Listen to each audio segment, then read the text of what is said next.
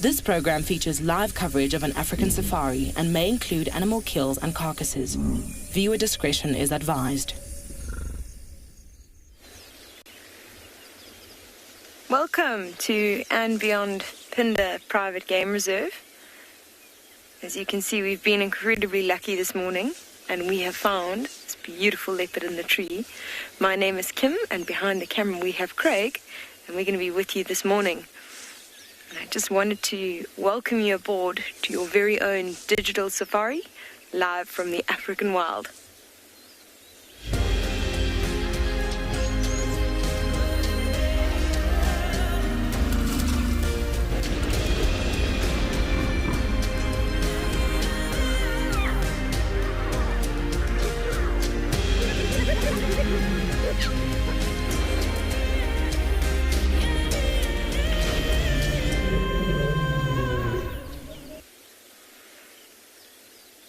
So we've got a beautiful, peaceful sight this morning. You can see this leopard has stayed in the exact same tree we found her in yesterday. She's still got an incredibly full belly.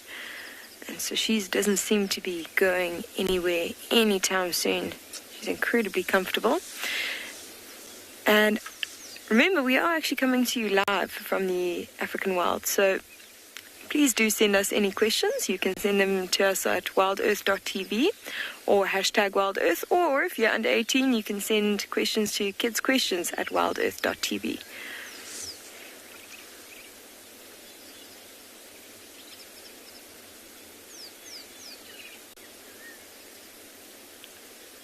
I'm just staying quiet for a little while because I want you to hear the sounds of all these birds waking up around us. It's really the most serene setting.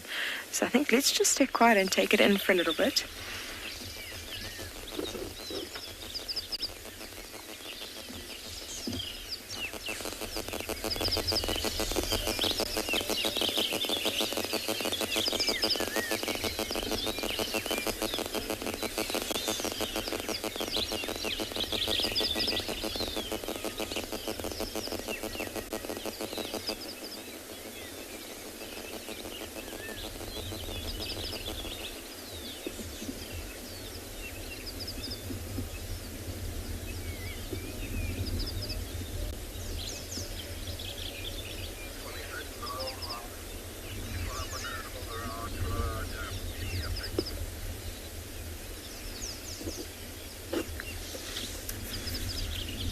Matt, that animal's been relocated, still stationary, same position. There's two here. You can start making your way. I'll move out for you.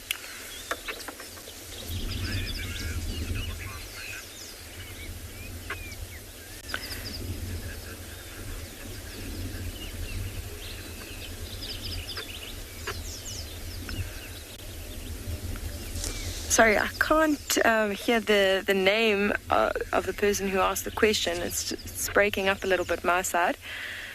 But the name of this tree is a bushveld saffron. And we were talking about it a bit yesterday. And it's actually one of the most perfect leopard trees.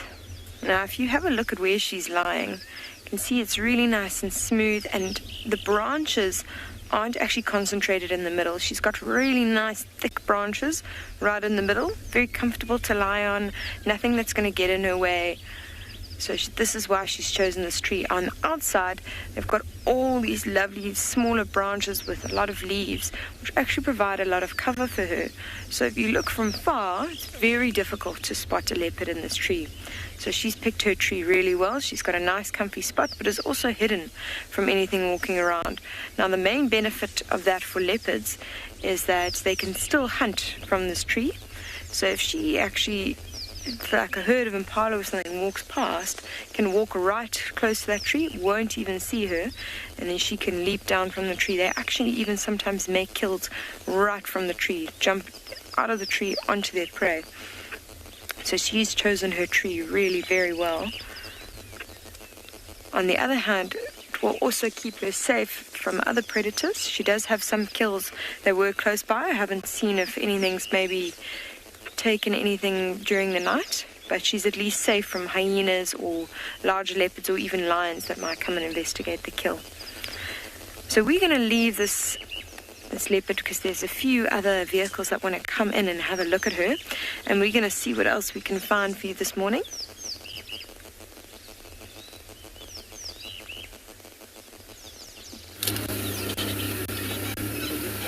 Oh, Kim is so right, and I really want to see that leopard drop from the tree hunting. I've heard so many stories about that. Here we have one of our favorites, Tingana. He's not too far from the kill that he had yesterday. I'm so glad that he's been hanging around. Gorgeous sun is just falling on him and falling, of course, on us as well. Hi, everyone, and good morning. It's me, Trishala, and I've got Gert on camera with me this lovely morning in Djuma Game Reserve. The sun's just starting to peek through. It's about 20 degrees Celsius, 68 degrees Fahrenheit. Very comfortable. It's that golden hour. It was quite damp last night, and so this really nice soft sun coming through makes for excellent pictures. Now Tingana has moved. Tingana has moved from that spot. He was on quarantine very close to camp. He's moved from that spot to the eastern side of Tumbeta Lodge, which is close to where Tlalamba's kill was. Now Tlalamba is no longer at her kill, but sometimes she hangs around further away from her kill than other leopards do, quite a distance away, as long as she's got an eye on it. So maybe she's still around, but Tingana would definitely know that there's a kill in a tree nearby. In fact, I can see the tree that Tlalamba's kill is in, which is quite nice, so I can keep an eye out, but it's directly behind us, so I can't show you for now.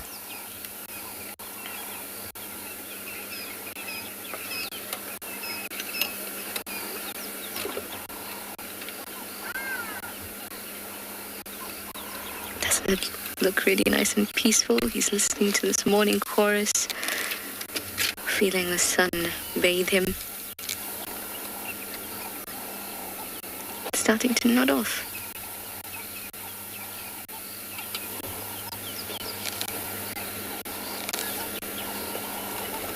We're going to stay with him for a little bit longer. Other vehicles will want to come in too, but we'll stay for as long as we can and spend some time with our Duke.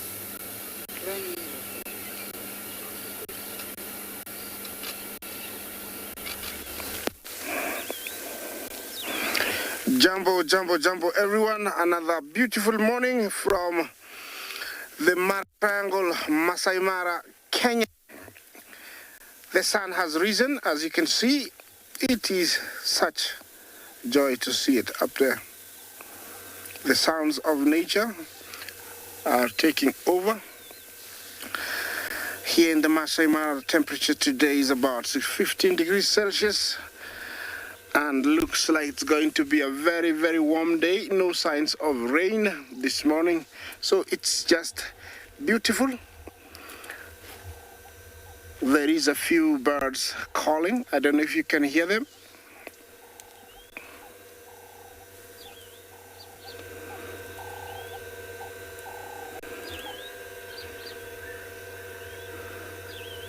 I'm sure they're as happy, to wake up this morning, very much like I. Jumbo everyone, my name is Isaac and on camera I have Bungei. We are on a mission to try and find some cats. We have the 3 big males from Bila Shaka that are on this side. It will be nice to see them, and that's why I'm on my way this direction to see if we can find them. And then maybe later on try and find Jasiri. He's been so elusive, but I am thinking we're still gonna find him. But if we don't find him, I'm still, happy that he looked very well the last time I saw him. So I'm not very worried, but it would be nice to see him, one more time. So I'm gonna continue on my search. Let's take you to another live location.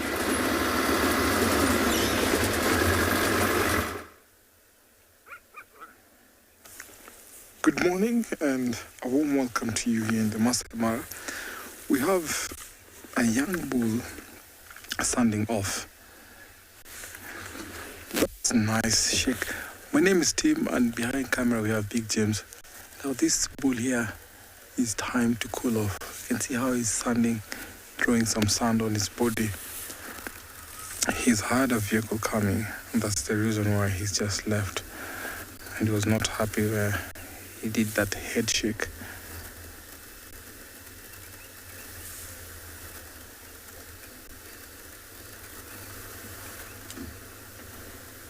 If you look at his tusk, you can see he's got mud. Seems like he had dug for dry sand, dry soil, so that he could throw on his body.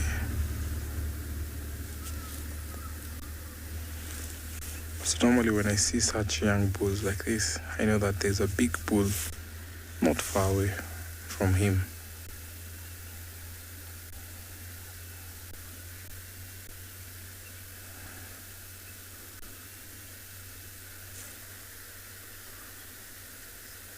Let's see if he's heading back or maybe heading to the forest.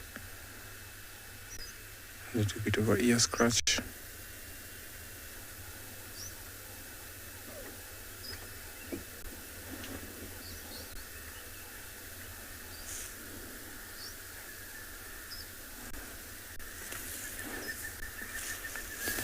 Might be walking into the forest where there's good forage in there because of the rains.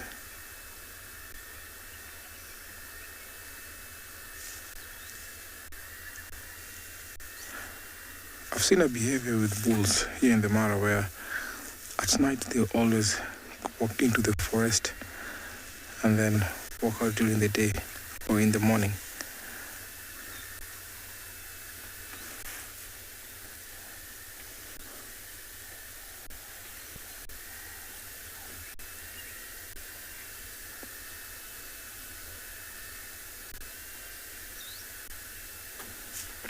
Our bull is slowly going into the forest. That is where we always see Romy. So I might be in the lookout or in the search for Romy.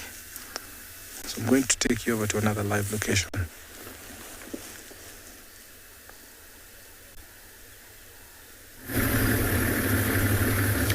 Good morning and welcome to all our viewers to and beyond Ngala, where we are currently busy checking down towards the central parts of the reserve. and see if we might pick up on any signs of those lions. They were heading in this direction.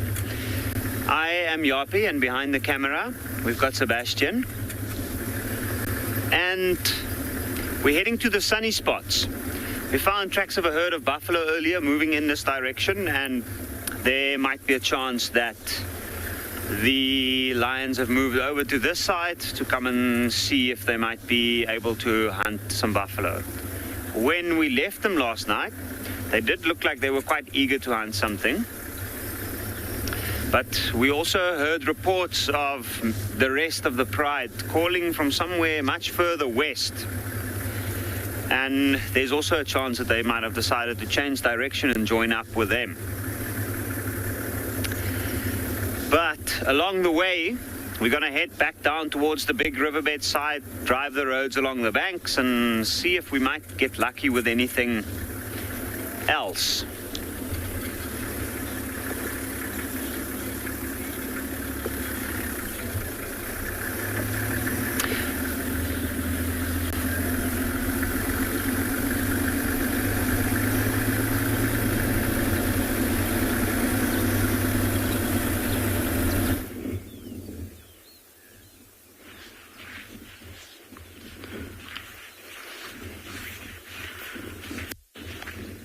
Good morning. Welcome to Tswalu Kalahari Reserve. We've got a wonderful morning. The temperature is about 18 degrees and then total cloudy. We might have a little bit of some drops of rain. This afternoon, we expect maybe if we can find cheetahs, that would be a great thing. And then and some general game drive and see what we can see. If we after rain, it will be much easier for us to get some fresh tracks. If we get fresh tracks, then we know it's a go ahead. I'm gonna take you back to another location, and then we're gonna start looking.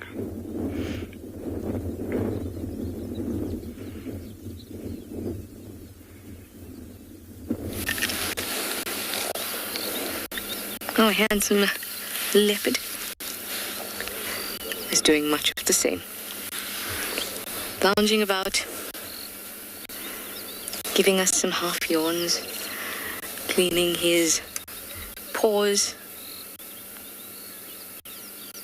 just enjoying his morning, much like Gert and I.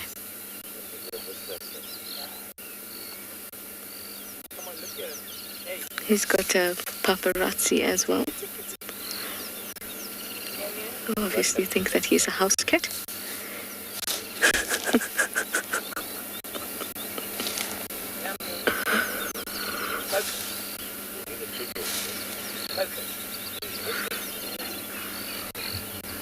Oh, look at that. Doesn't that look really satisfying? Imagine the whiskers like itchy bits and then you get this. Oh, look at that. It looks like, oh, it looks so satisfying, especially when you imagine that as an itch by the whiskers, just getting in there. I got really roped into that scratch. Janet, you'd like to know if Tingana and Kalamba will recognize each other if they ever meet? Yes, they will, and we know that for sure because they've met plenty of times. Even as Kalamba is an adult, they've met plenty of times, and it's quite a friendly meeting. So in some way or the other they do recognize their kin, but it's something that's really difficult to measure, and because they're not social animals, will I just readjust? Because they're not social animals, you can't outright say that, oh yes, they will recognize their kin, most definitely, but our experience here in watching them has told us that they certainly are. They certainly do. The way Kalamba reacts to seeing Tingana, flop down, is very different to the way Thandi reacts when she sees Sibui. The way Thandi reacts when she sees Kalamba, same thing, very different to when they see a leopard that is not their kin. So they must somehow be able to know. Maybe it's imprinting. It's just recognizing faces. Look at that eye. It's like, yes, the other vehicle's gone now. I've got up again.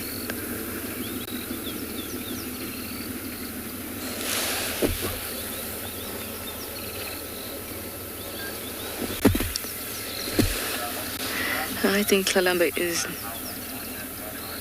is nearby. She's just very well hidden. He'll give us signs if he sees or smells her. And then you'll get maybe to see that interaction, which should be amazing. It's one of the most special things when you see more than 2 leopards in one gaze. My eyes feel so kind of like tingly.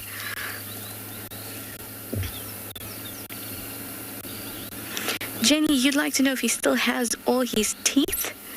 Well, leopards have 30 teeth. And unfortunately, I can't say that I've counted his. As for his incisors and his canines, all look intact. But I can't speak to any of his other teeth. I guess we can count.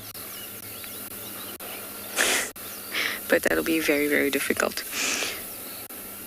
We'll only see incisors and canines. His teeth are in really good condition, though. If you compare his teeth... Sorry, I thought I just heard a saw. I'm just going to take my earpiece out for a second. Okay. If you compare his teeth to the teeth of Thandi, his are in better condition. Both of them have yellow teeth, but I think that Thandi's are yellower. And her canines are chipped and things like that. His are still pretty sharp.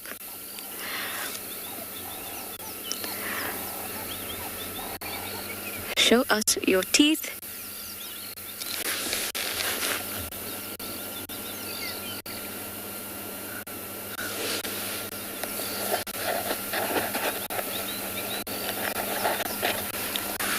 What have you seen? You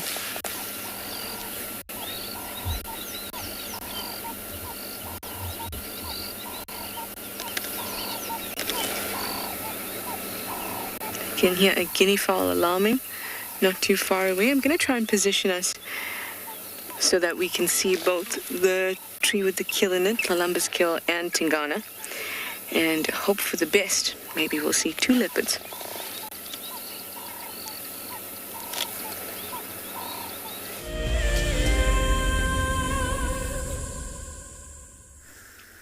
What a morning with leopards.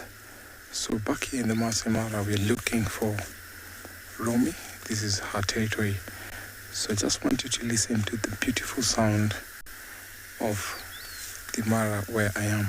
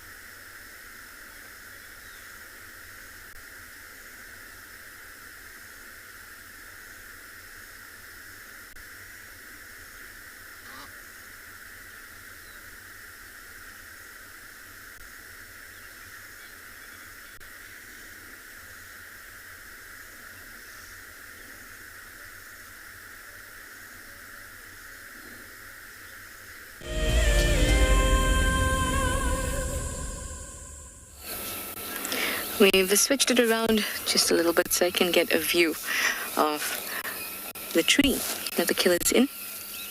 But like I said, he would show signs if Tlalamba does arrive. I really hope they do, so we get to see that interaction that you guys have been asking about.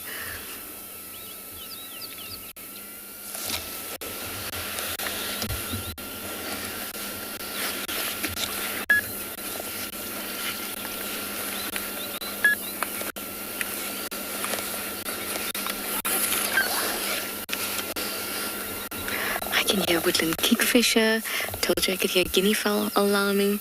I can hear Diederik cuckoo. Oh, hello. Where are you going now? You don't like that I stopped talking about you?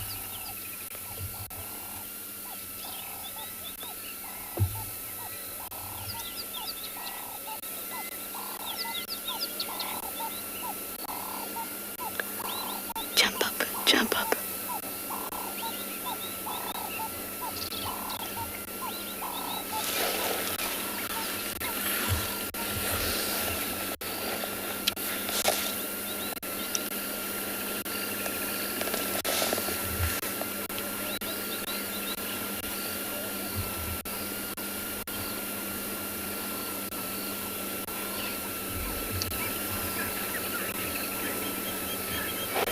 Mina Moo, that is an interesting question. He'd like to know if leopards can survive without whiskers.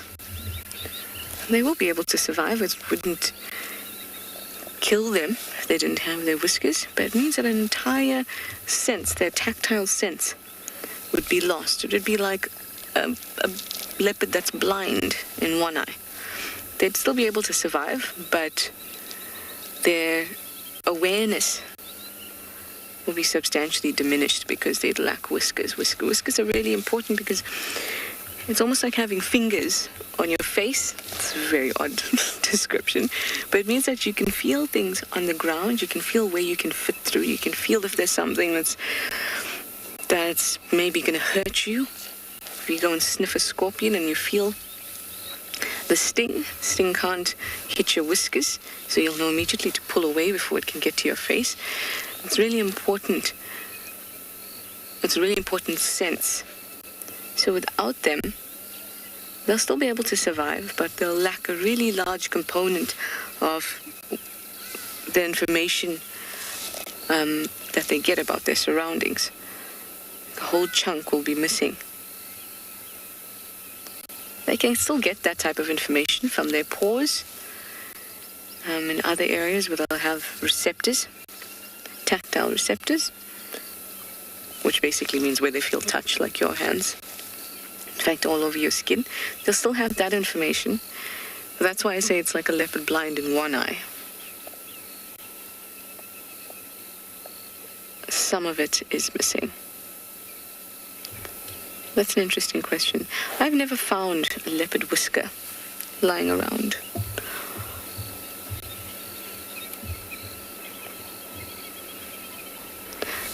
I did see once a really awesome little notebook that someone had made. I don't know when,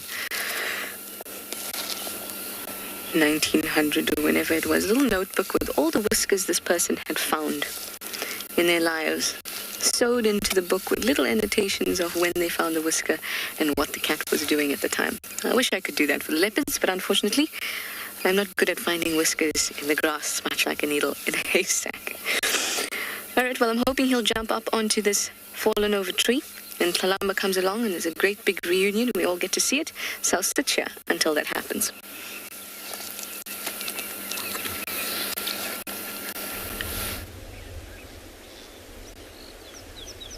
Welcome, welcome. We've left our leopard still lying comfortably in the tree, and we came across this black-bellied bustard. Now watch and listen now.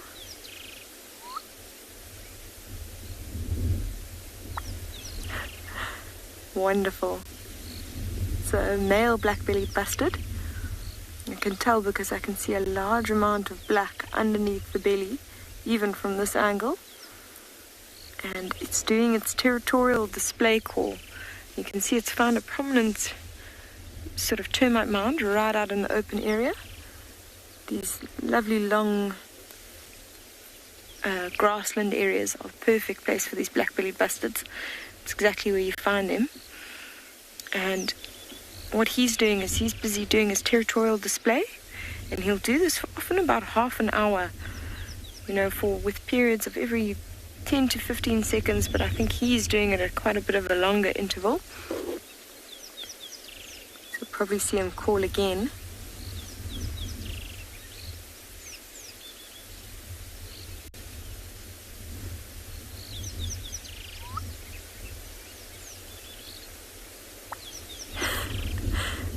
There's a funny nickname for this bird called the champagne bird, because you can hear that call is like a champagne bottle opening up. What's wonderful is also to see how he's displayed his feathers. Now, if you have a look, he's put his wings down the back of his legs, and he's ruffled his feathers up. Those feathers on his back are standing as prominently as possible, and the rest are standing also on the edge. And I don't think it's because he's cold. It seems to be linked to this territorial sort of call. He seems to be making himself as big and as impressive as possible, trying to intimidate any other males that might be wanting to take over the territory, and also possibly attracting some females. If they were to hear this call and respond, they would see him as being quite a big, impressive bird, potentially want to mate with him. It's going to do it again.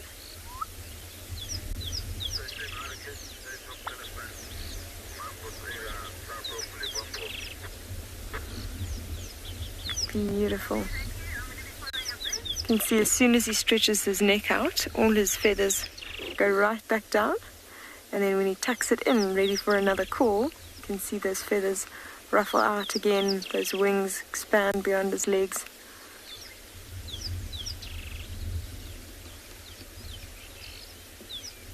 He's also looking around the entire time, so I think he is just checking for any males that are potentially going to try and take over this territory, or also any females.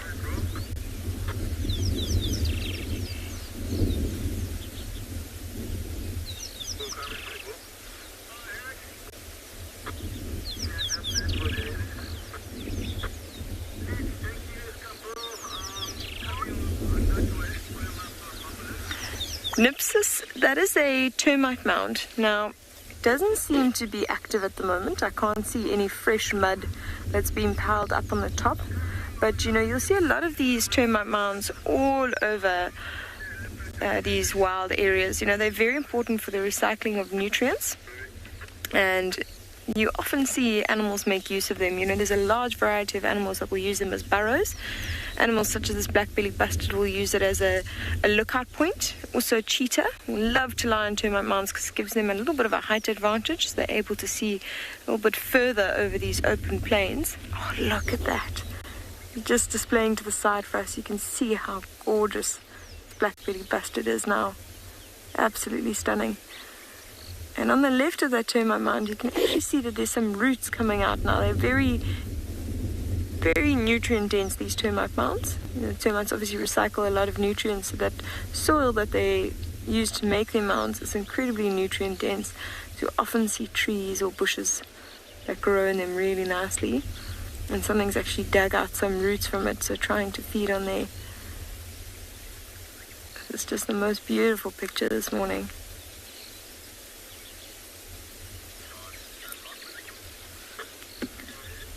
As I said before, we know it's a male because you can see a lot of black under the belly. The female's sort of a light brown. She doesn't have all that black that goes right around the base there.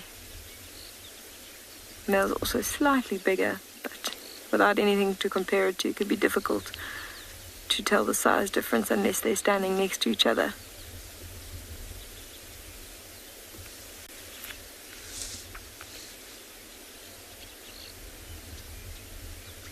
Hear all the different birds calling around.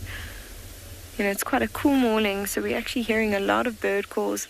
They're continuing their dawn chorus a little bit later than normal. You'll see generally as it heats up you get less and less bird calls, but as it's a nice, cool, overcast day. They've been treating us to a number of different calls this morning.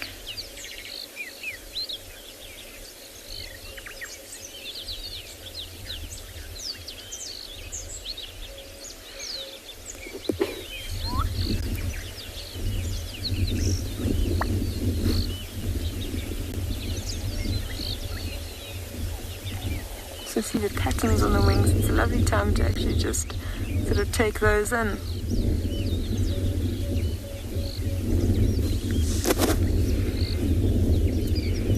Well, Bejan, I would say the main difference between the Kori bustard and the black-bellied bustard is the size. You know, a Kori bustard is, I think, 130 centimeters. Whereas a black-bellied bustard is about 60 centimeters. So a Kori bustard's about double the size than the bird we're seeing now. Also, the Kori bustard has got sort of a little crown, a few feathers that hang over the back of its neck, giving it sort of like a trailing edge to the back of the neck. And it's got a grey neck as well. Otherwise, the base of the bird is fairly similar. You know, they both also do have a bit of brown feathers on their back, but the Kori bustard won't have this black all along the belly. It's going to have sort of a white belly with some black markings. But yeah, straight away, the biggest difference is just the size.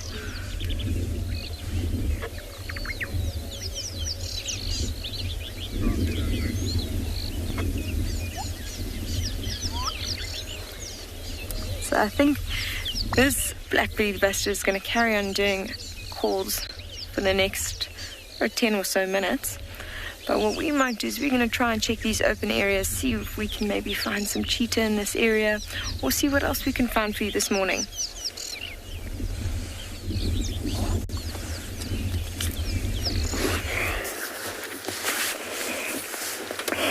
Well, good luck, Kim. I hope you can find your cheetah. I have found some lions here, and these are the Olololo breakaway of a mother and two cubs. I'm sure they are familiar to many of us.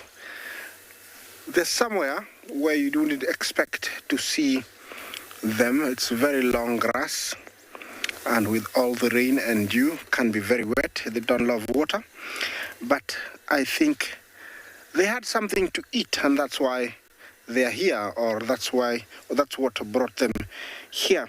Looks like that girl there is licking her paws to get rid of excess blood, or maybe the smell of the blood. I don't know if she's gonna get up, but she looks very, very full.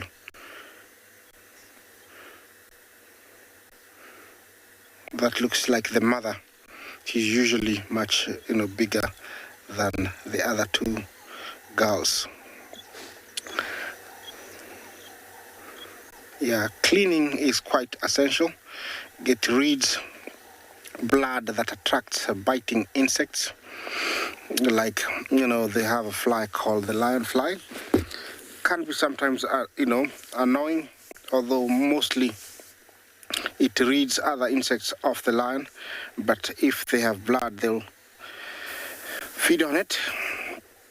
And also, I think too much blood on the skin does make it hard, so they need to clean it.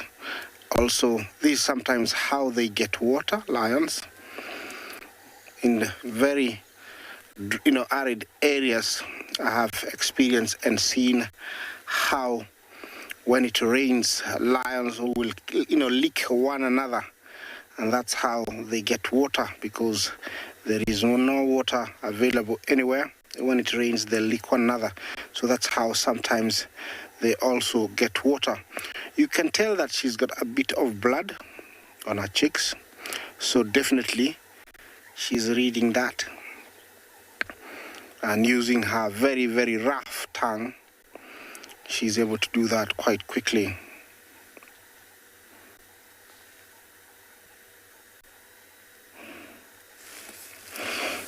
Whoopee girl, how long can a lion go without eating?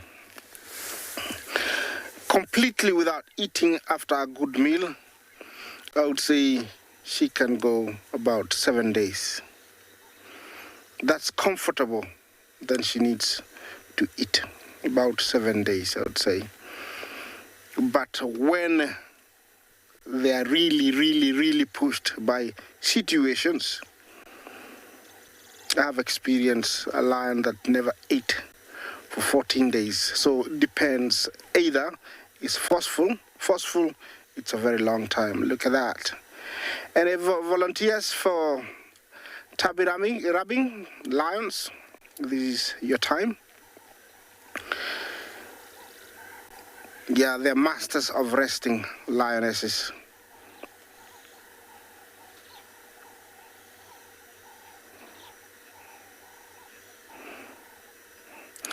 Elisa, will the breakaway pride and the main pride eat together? For sure. I did listen to a conversation earlier where Trishala was talking about or cats recognizing one another. Definitely they do, because I've seen situations where a lion approaches, and if it doesn't belong to that pride, they always run away. So for these girls, if the main pride was around, of course they will be received fast with a few slaps and a few actually looks that are not very good, but they will be very welcome, especially if it's something big like a buffalo. They will be much welcome.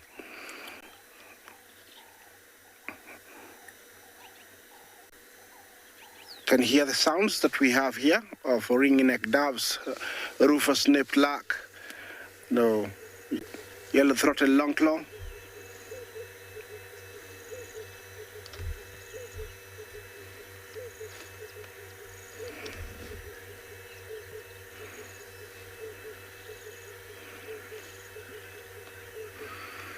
Yeah, looks like they are following their mom.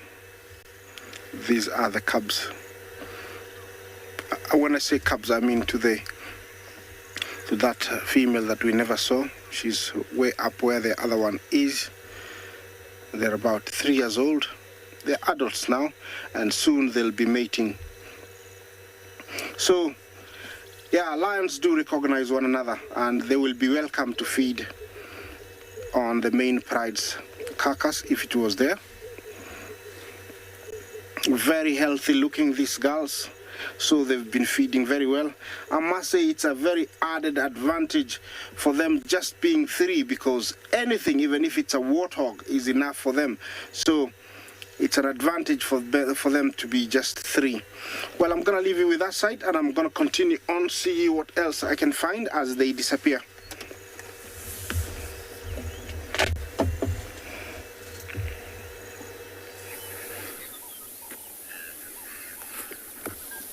So as we were driving along, we picked up on the tracks of one young lioness, and then we were lucky enough to, in the distance, spot 3 of them.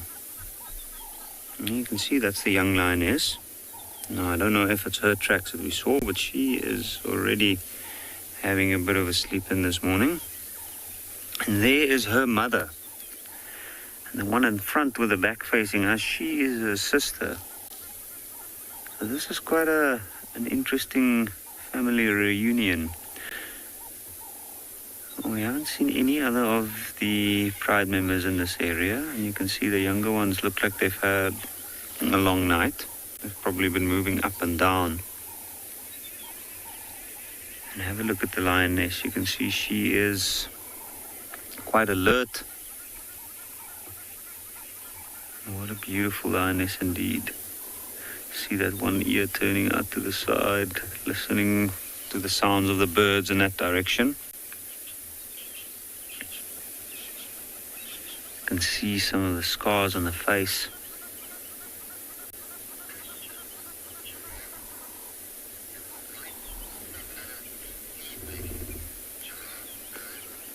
Giraffe girl, the white subadults have not been seen lately.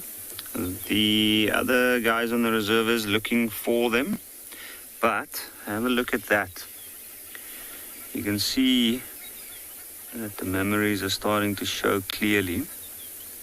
And I was just working out now, but it's about 2.5 months, 2 to 2.5 months ago that this lioness was seen mating with one of the males in the pride. And her belly looks a little bit swollen. And there might be a chance that she's pregnant. And as of late, this pride has been split up in lots of small little groups. And it's interesting how the cubs of certain lionesses have stuck with their mothers. So who knows, maybe in about a month or so,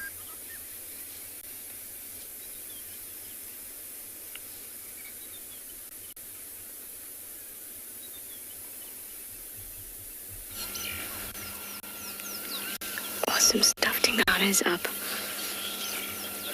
on the log. I'm just going to be quiet because you'll be able to hear him snarl.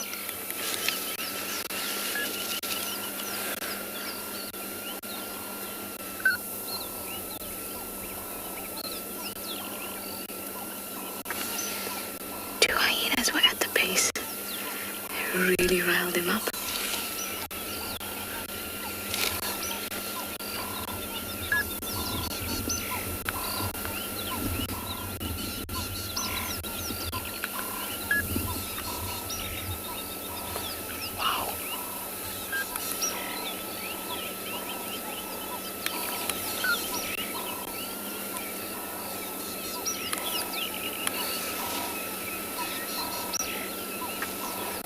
Doesn't he suddenly look like the Duke perched on top of that log?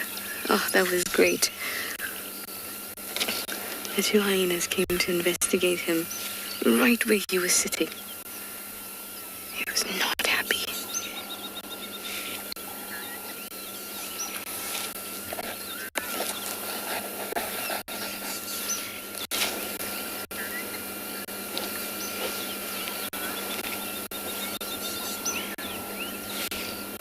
Look how he's supporting the weight of his butt on that part of the log. It's quite cute. I don't even know if I'm allowed to say Duke is cute.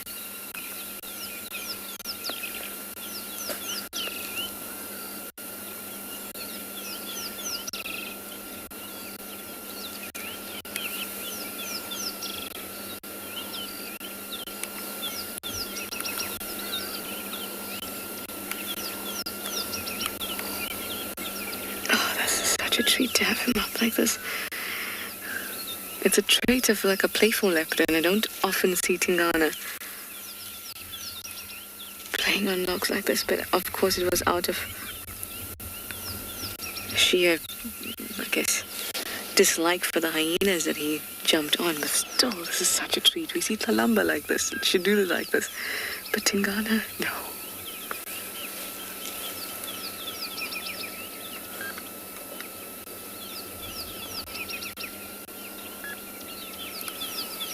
Let's just try the other side.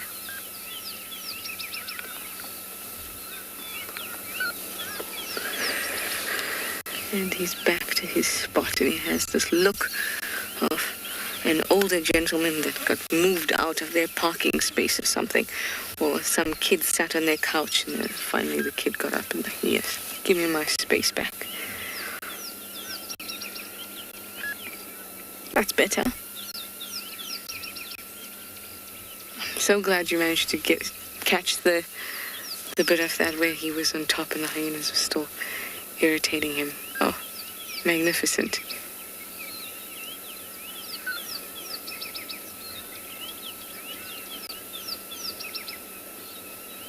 He's breathing quite heavily. I want you to hear. Hopefully you'll be able to.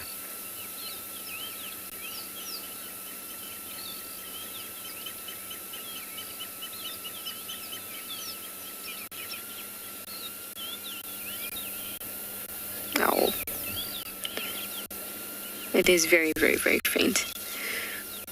But I can hear it. It's still like...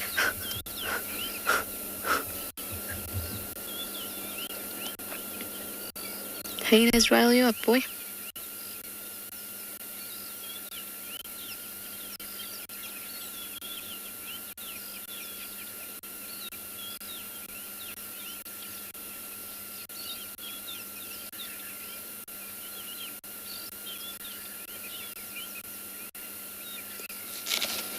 I'm still convinced that Kalamba is around somewhere.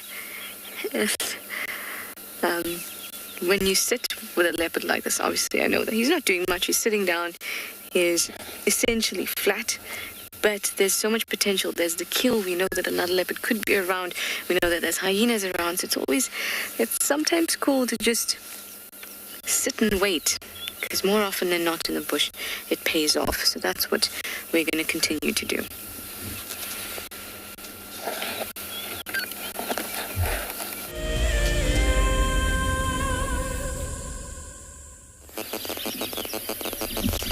Welcome back.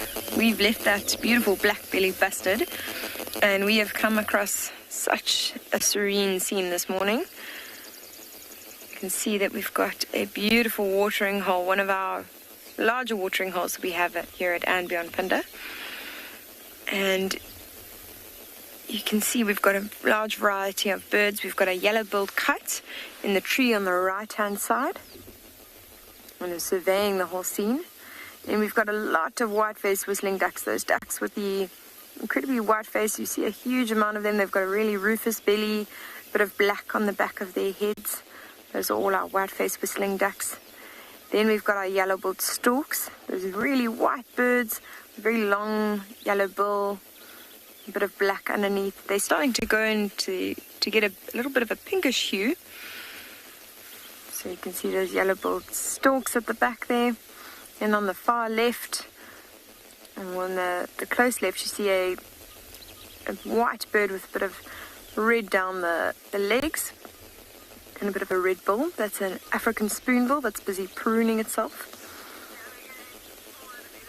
And just to the left of that hippo, we've got a grey heron that's busy trying to fish. It actually might even be standing on the back of a hippo. It looks like it is.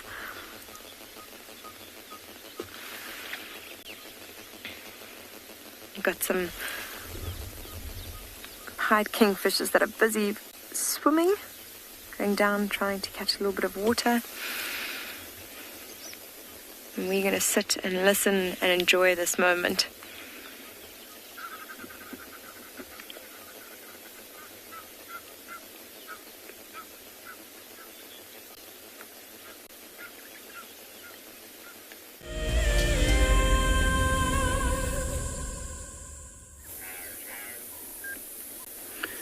The lioness has put her head down now.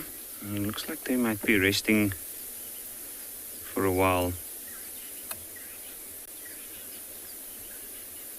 You can see spread out, legs spread out to the side. Wide apart. The one side facing straight towards the sun, which is covered by quite a bit of clouds this morning.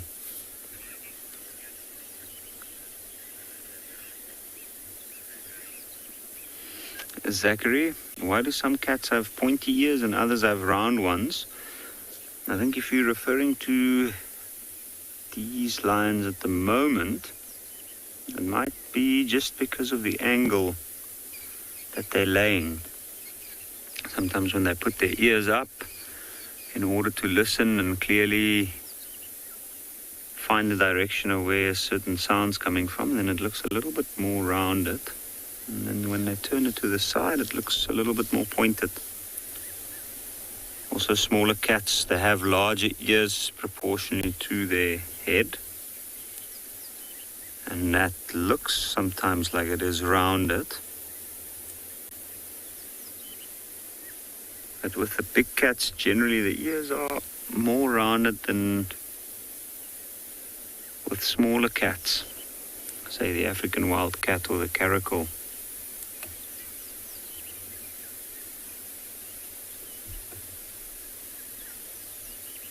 That might also be because of the size difference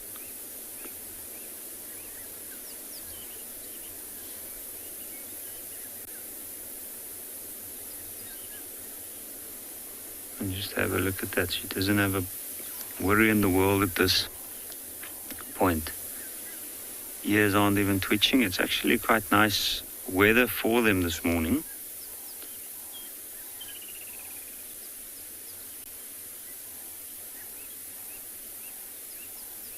And she's laying with her cheek right in the sand there.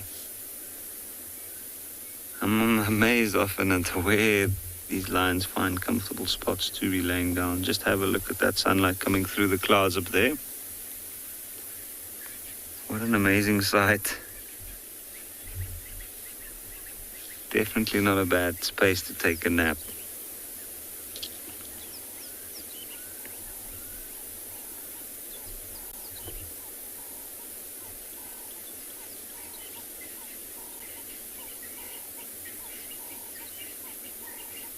You see the eyes twitching.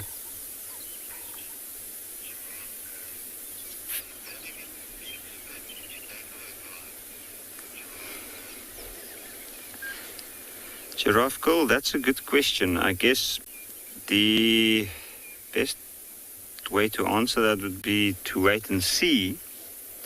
At this point, we're not sure whether they're splitting or not. It's been a tough year on them. I don't think they are splitting up at this point. I think what's happening is a number of things, actually.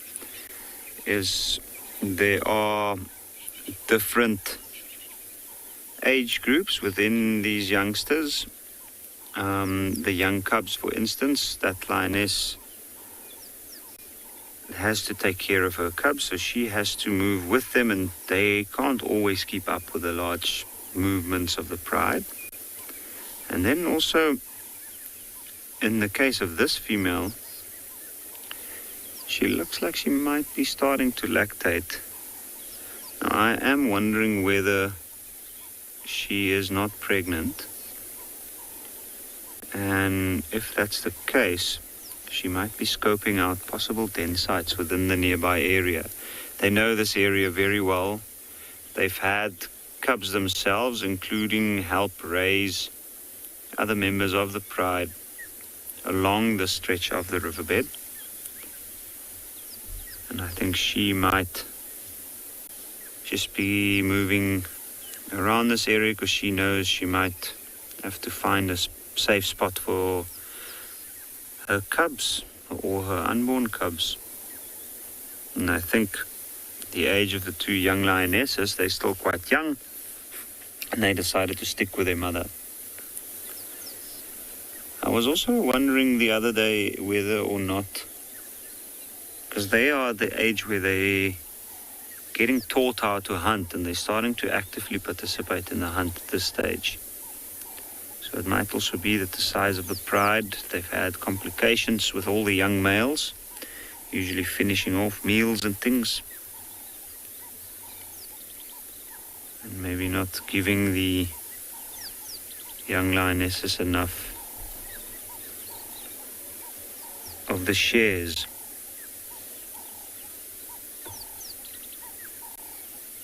Maybe that's also got something to do with it.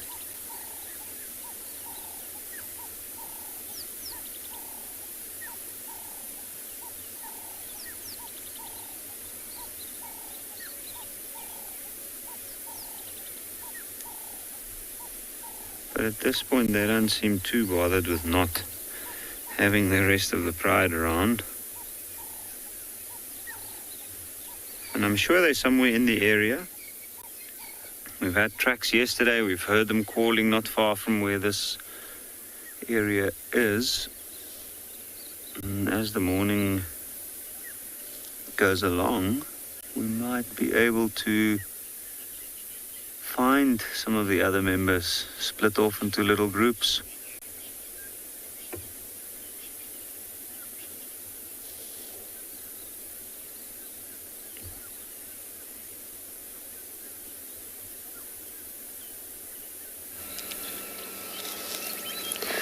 Tingane has moved closer to Tlalamba's kill, keeping an eye on it, but it hasn't approached it just yet. But it's within 100 meters, maybe 50 meters of him. keeping a good eye on it.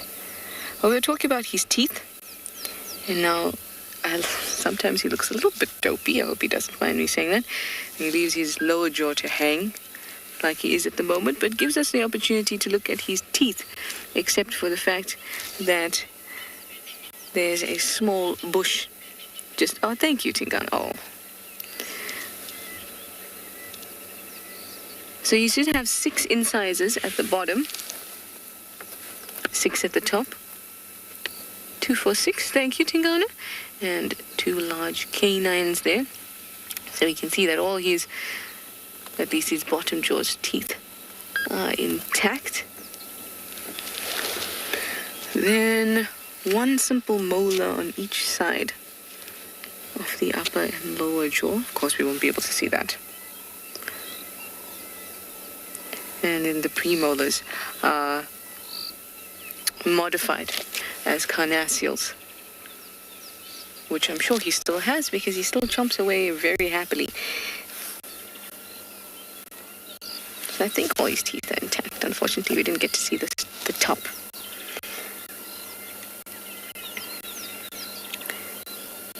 Molars and premolars have really deep roots, so they're a little bit more difficult to, kind of just fall out. So if I were to say out of old age, if you were going to lose teeth, I think the incisors would be the first ones to kind of get loose. And I think he's doing very well teeth-wise, or at all, really. His condition is fabulous. His coat looks lovely.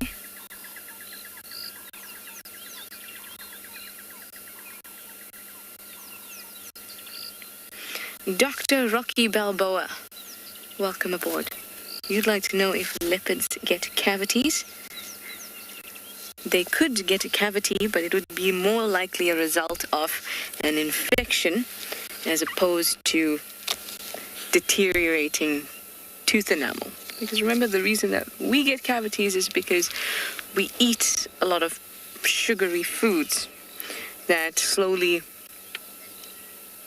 kind of decay away at the enamel and create these cavities. He doesn't have the opportunity to indulge in chocolates and sweets and meringues and ice cream. Those are just some of my favorites.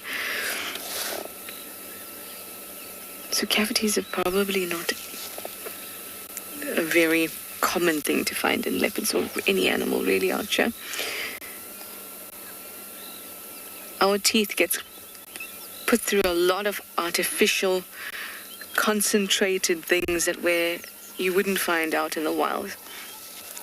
We'll still find sugar in the wild. We'll eat fruits and things like that, like baboons and monkeys, tapes. But the way that we eat sugar at the moment is concentrated. It's not like we have just, a bite of this, a bite of that. You're having a couple teaspoons of sugar in a glass of Coke, so it's a lot more strong. A lot stronger.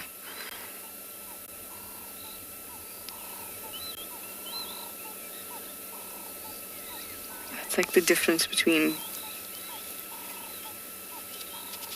taking strychnine as a poison or eating a bit of black monkey orange. Do you know what I mean? One is a highly concentrated dose, and the other one is, if you eat too much of it, you will end up with a concentrated dose.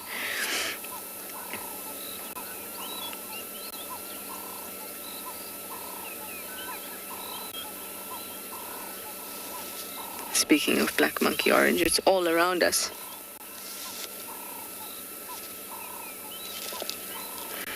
Zachary, do leopards often pant? I know you said pant, but when I first heard it, I thought you said punt. And I was like, oh no, they're not the gambling type. Do they often pant, is what you said? Yes, they do. Lots of predators do. In fact, most predators do. The only time that they're really chilled out and very relaxed is when they're asleep. Otherwise, panting is quite normal.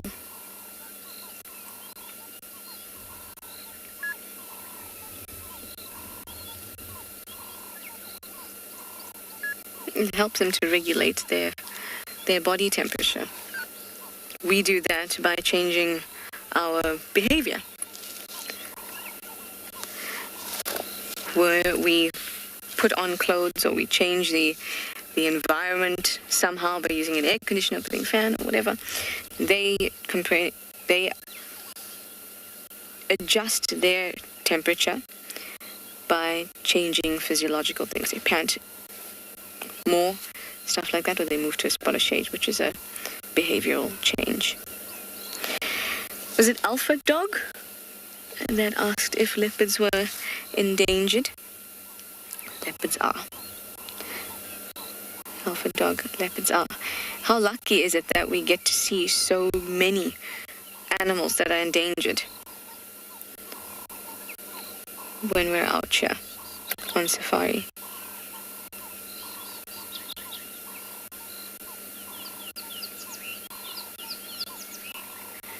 The worst thing is when you look at a leopard, you can see exactly why some people who want to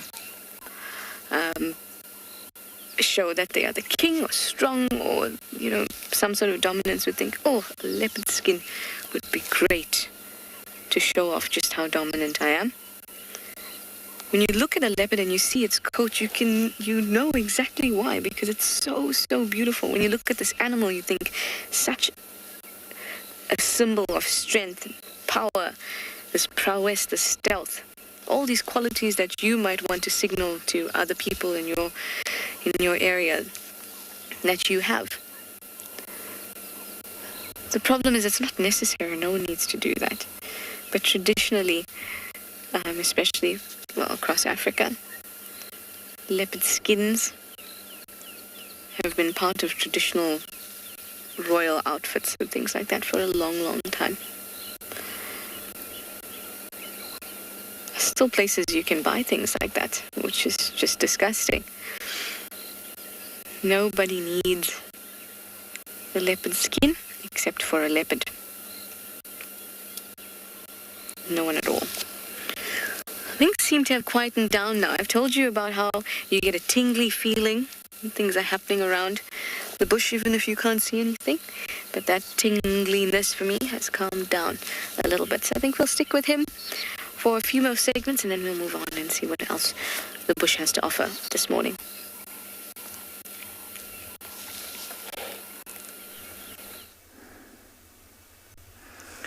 Welcome back to the mother. After a long search for Romy, we are not successful, but we've come across these vultures and hyena who are eating on a carcass, the remains of a topi.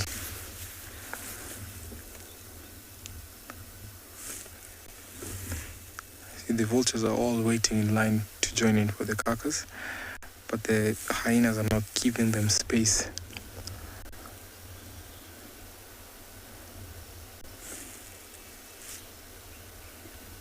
Chasing them away. We have African white-back vulture and we have the Ruppel's griffon vulture. We also have our teeny tiny vulture, the hooded vulture, who is walking now left on the screen. Thank you, Big James. That's the hooded vulture.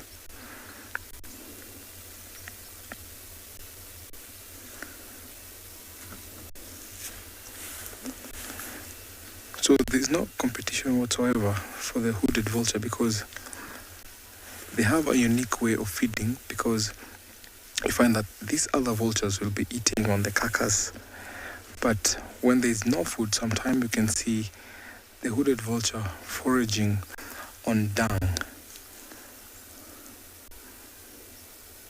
So we have other vultures that have a unique way of feeding. We have the palm-nut vulture who sometimes, if there's no food, they can eat fruits. But these other vultures specifically go on carrion.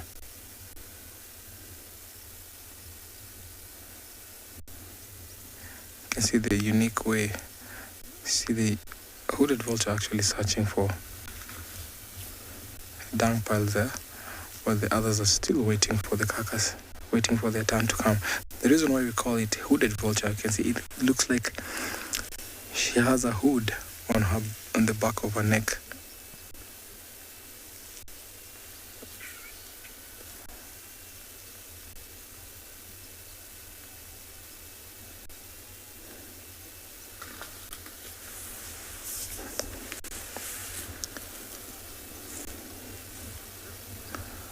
See, the hyena is now pulling the carcass.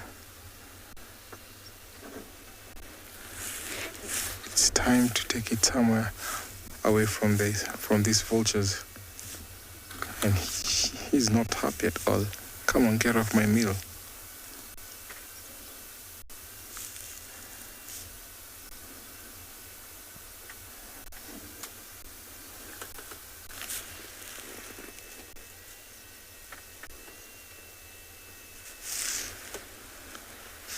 I just want to position so we can see him fully, because the long grass is actually tough on this side.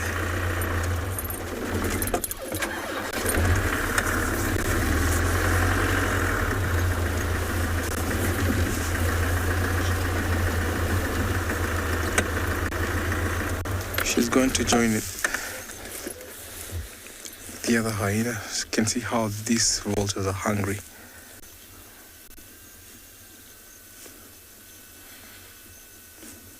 That carcass can be clean in less than 5 minutes. It's a feeding frenzy over here. Wow, look at that. It's reckoned that they can fill up their crop within 20 minutes.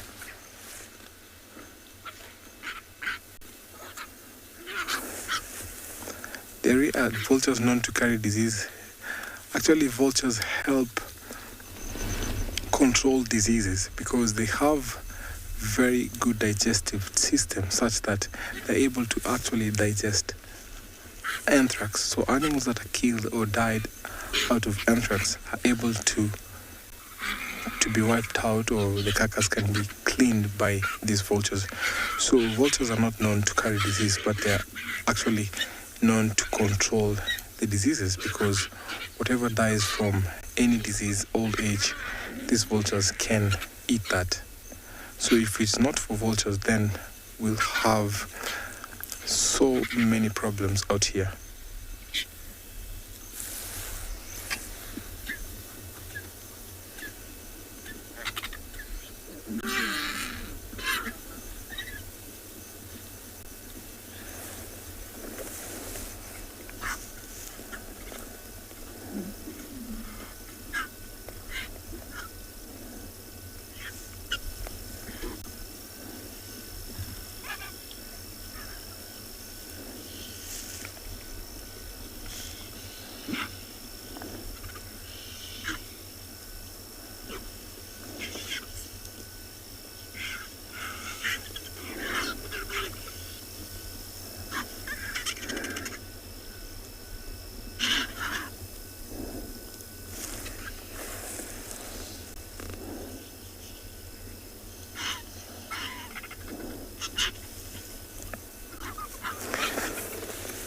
Dear watcher,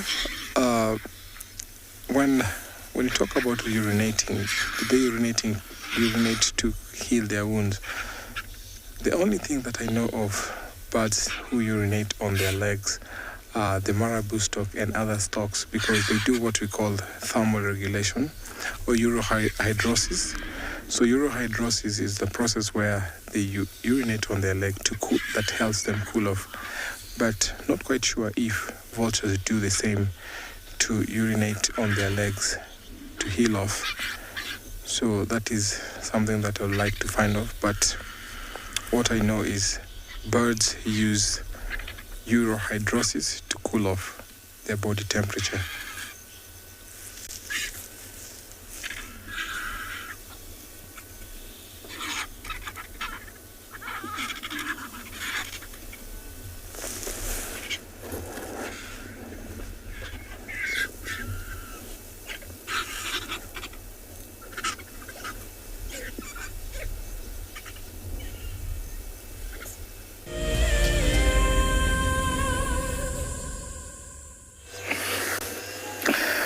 From Vulture's restaurant to a very beautiful but uncommon small bird called the gray-headed kingfisher.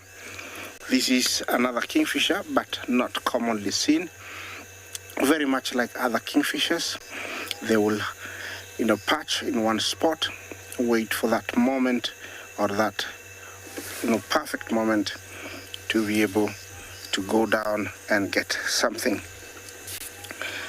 And it's one of those kingfishers that we find here, but you have to be deep, close to the Mara River. Over here, there's a few birds that are calling that are slightly different. I don't know if you'll be able to hear them, but I'm going to give you a few seconds to listen to them.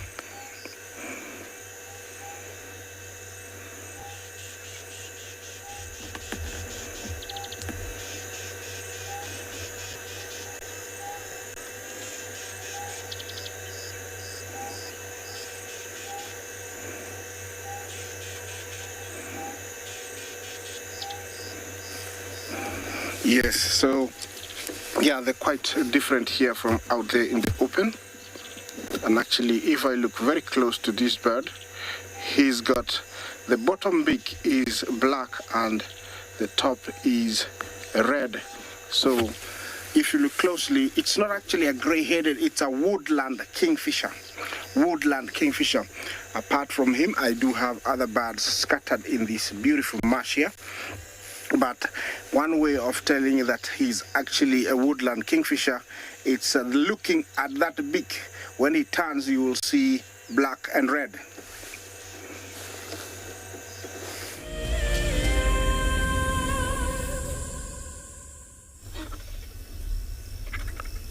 Kingfishers will depend highly on their activity or ability to hunt, while here these birds are mainly scavengers, so they don't hunt at all. So they wait for an animal to lie down dead, or maybe after lions or other predators. Like, for example, when we came here, we saw the hyenas eating. That's what they'll depend on. So they're strictly scavengers. They have very strong stomach acid that are very corrosive. So that is what gives them or allows their digestive system to digest the carcasses. Sometimes those carcasses can be of dead animals infested with cholera, bacteria, and even anthrax. So that acid helps them to really digest very, very well. So, and that makes them ecologically friendly because they wipe out that bacteria out of this environment.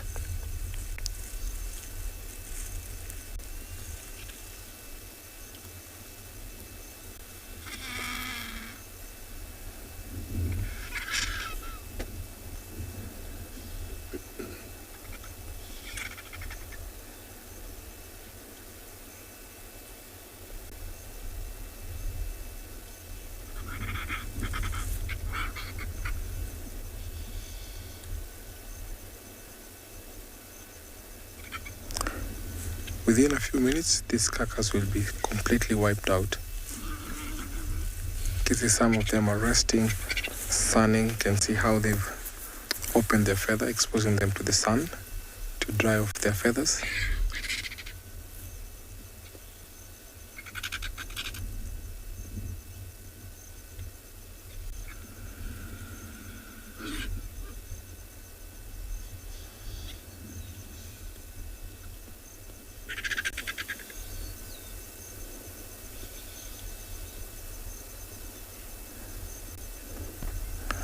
Russell, will the hyena bring back the carcass to the den? Sometimes the hyenas will bring carcass to their den, or sometimes the members of the families will come and feed with them, because the other name for them is laughing hyena. And when they're actually on a meal, you can hear them giggling, and that also attracts members of the family to come to that carcass. But if they have young pups, they'll always bring some food back to the den.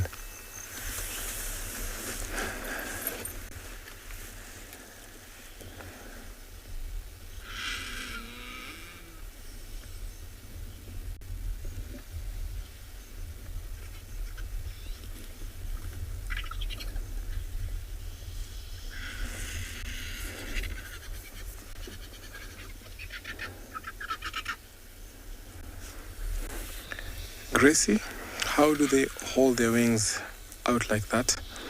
It's because they have on their primaries and their secondaries, those are on the margin of the feathers, they have what you call, see on the edges we have what you call fingers. So on the right edges we have what you call fingers.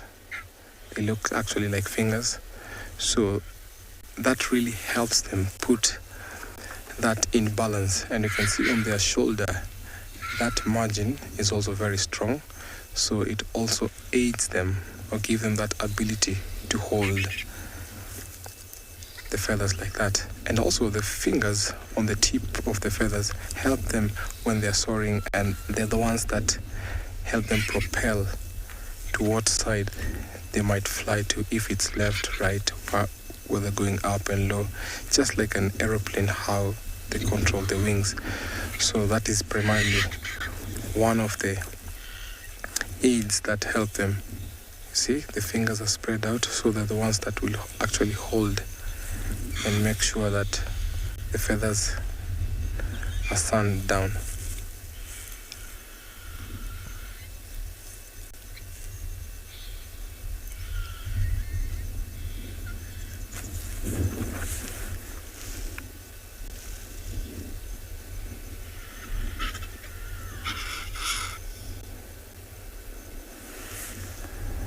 Linda, will vultures eat anything?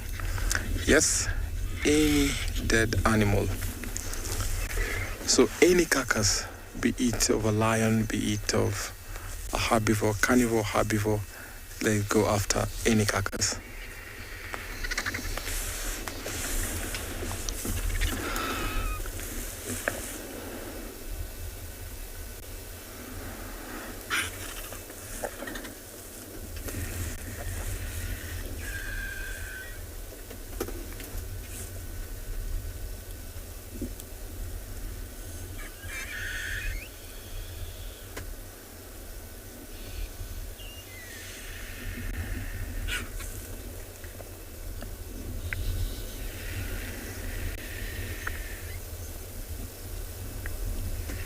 You can see the ears of the topi are still intact.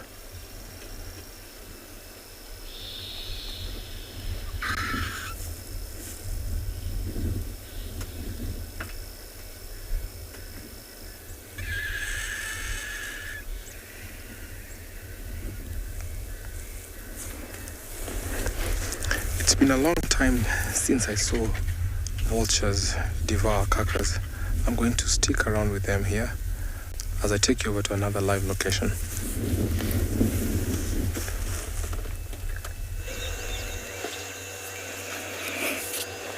Again, from vultures to another smaller bird, in this beautiful setting that I have here, very close to the Mara River. This must be caused by overflooding in the river. That is another one of my favorite birds, lily trotter, or the African jacana, a bird with massive feet. Look at them. They look like a spider's web. Do you see that? Lily trotter, one bird that is able to walk on top of lilies. Sometimes they call it the Jesus bird. And they usually in pairs. But very interesting behavior they have, where the female is much more territorial. And a very interesting behavior is that the male is the one that sits on eggs and takes care of the young ones. And the female moves on to go find another male and mates, and then does the same. So very interesting behavior with this lily trotter. Amazingly, I see more of them now, more than 10 years ago, just because these habitats have come back, these marshes with lots of water lettuce. So you can see in this pod or this pool, it's only these two, just because this is their territory. And that could be the female. She's much larger. Usually females are larger. Yeah, and they feed on small insects that are found, in these waters, mostly mosquitoes and other flying insects like dragonflies. water boatmans, they feed on those ones. Always on the move, walking on top of lilies, very much it's the one that can do that. And apart from them actually, we do have the hippo there. Definitely this guy has been through a lot. If you look at his skin, he has been in a serious battle, and sometimes it's nice to see the evidence. Those are scars, and they're from fighting, inflicted by those long canines adapted for fighting.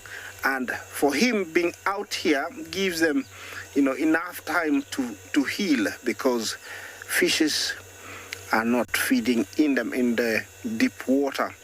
Though oxpeckers and sometimes sandpipers will land on the hippo and continue to open them up, but looks like here he's very safe, and he doesn't want to put them in the water so that the catfish and other fishes can feed on them and open them more. Apart from the hippo, I have the Egyptian geese, and she's got one gosling. Definitely, I'm sure it wasn't the only one. She has lost very many, but looks like the one there is very, very comfortable, preening itself, cleaning itself. It's that early morning hour where most birds will do that, to remove ectoparasites, so that they look healthy and they get rid of those unwanted feathers so that they can fly. Also, the lily trotter is doing the same. African jacana. Where it's standing, very many birds cannot stand there. They will just sink. But because it's got those huge feet, it's able to actually almost float.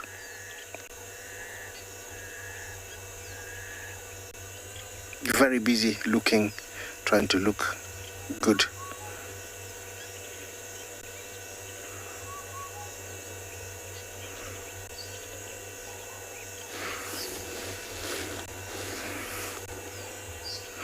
Yeah, I know it's quite nice to see him cleaning himself, but I'm gonna continue to try to find the big male lions that were seen around this area a few days ago.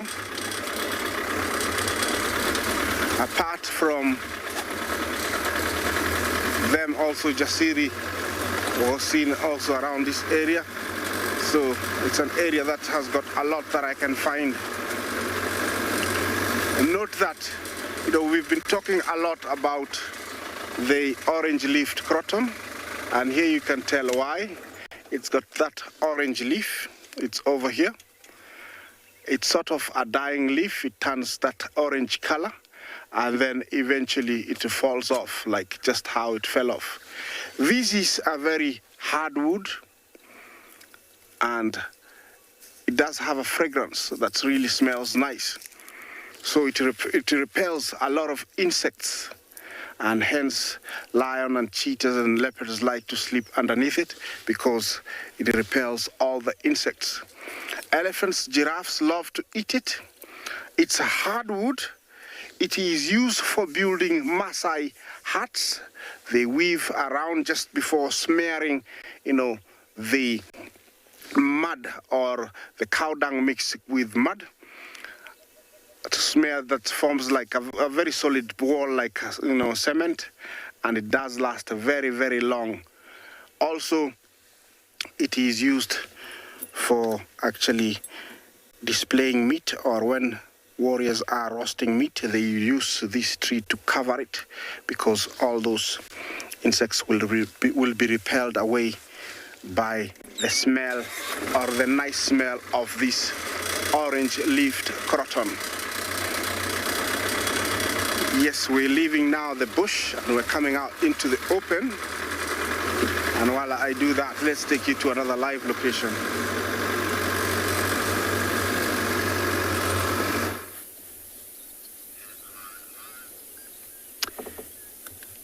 And we have come across the rest, well, not the entire rest, but another group that's part of the same pride of the lions we saw earlier. And this group has both of the white ones in it. That's the young white female. You can see quite a lot of scars on her face, on her forehead, on the back of the neck. Just have a look at the way that cheek is rolled up on the front paw. You can see the ear moving. She's definitely not fast asleep. And there's another young male. I wonder what he's looking at, because if he is, I don't think he's looking at those two. Maybe he's just zoning out, maybe he's just listening out. Might be something coming from that direction that's drawing his attention. You can see the young white male's mane developing quite nicely now. You can see that scruffy mohawk growing at the top. And it's interesting to see that it's slightly darker.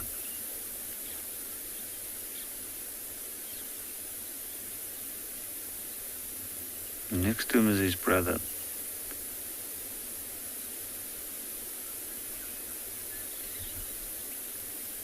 Also found a nice, comfortable, very hard, sandy patch to lay on. The positions that they choose to have their naps does indeed interest me to an extent where it makes you wonder, what did they go through during the evening to be so tired as to find any spot to lay down. Maybe it's just the fact that in the grass there might be a lot of insects, biting insects. You can see a fly around that one's face. Talking about biting insects, I think earlier on one might have asked the question to yourself, like, why would this lion have the scars? Why? And then often we end up answering it like from fights, from whatever. But the markings, especially on the neck of this one, I've noticed how, especially with older animals or when youngsters go through a rough patch where they haven't had enough to eat, they often get bitten by ticks quite a lot. And that's when they start scratching themselves. Now the claws on the back feet isn't always as sharp as the claws on the front feet, but it is still very sharp. And if it itches a lot, they'll scratch up to the point where they might even take off some of the fur and make themselves bleed.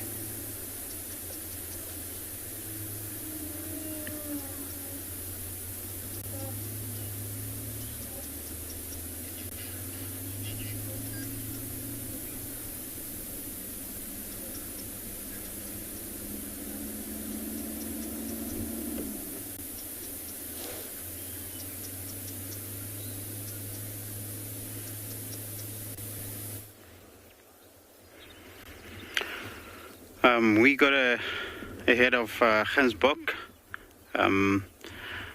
Here we've got cows and calves. Seems to be like it was a resting moment after some feeding. The Gensbok will mostly they do their feeding to be early in the morning and in the afternoon. During the day, most of the time in the Kalahari, they will rest for quite some time. And this animal, they can go for a long time without drinking water. And then that makes them to adapt very well in the Kalahari where there's no surface water. And then they're grazers. which means they can feed on grasses, and they will also, if they found some summer melon, they will eat them. Very short fur, which helps them to can adapt also in the Kalahari. You don't need a thick coat. Otherwise, you're gonna heat up very much. And quite something interesting about the Gansbok is that they can allow their body temperature.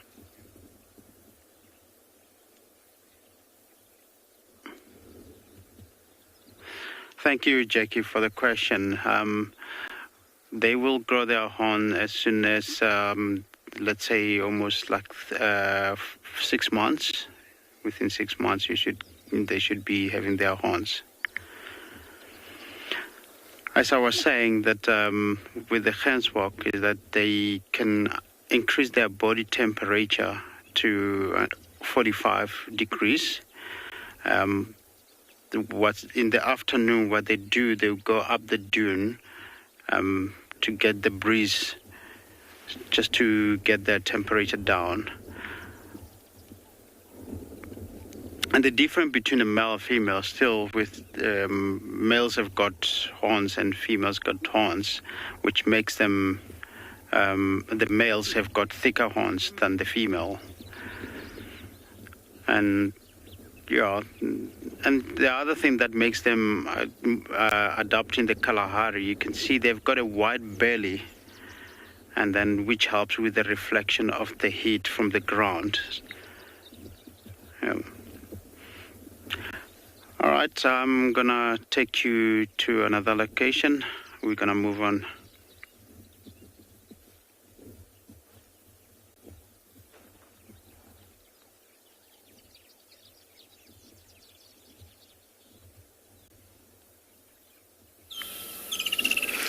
We are here at Gallego Pan. I thought maybe we'd have a look around for Tlalamba. Maybe she's come to have a drink here. But nothing. Instead, we have a beautiful giraffe bull.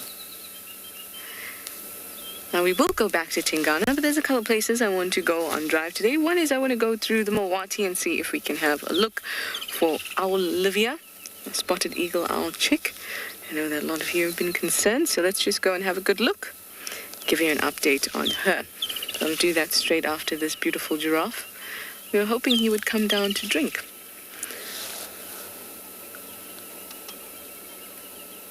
Some lovely sounds. I'm going to be quiet because I see 2 woodland kingfishers in the distance. Small nyama hops in the tree.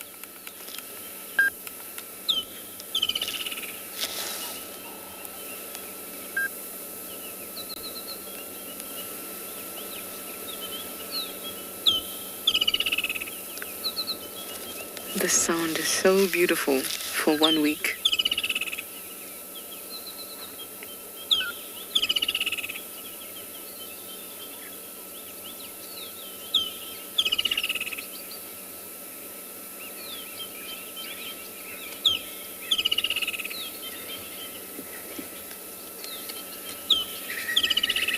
The woodland kingfisher signaling to us that summer is coming. It's already here, everyone.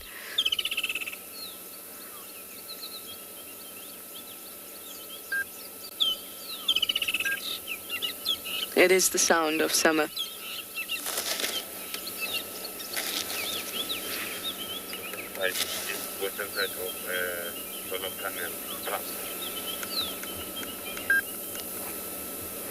We've been sitting with this giraffe for about 5 minutes or so, maybe even a little more, hoping that he would drink. But we are not so lucky.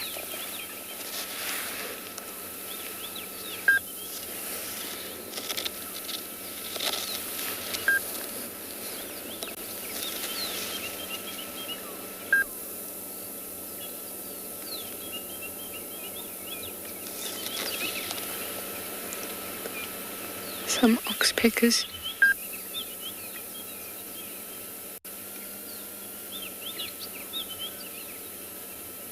They get to catch a ride and a meal on giraffes, on everything that they land on.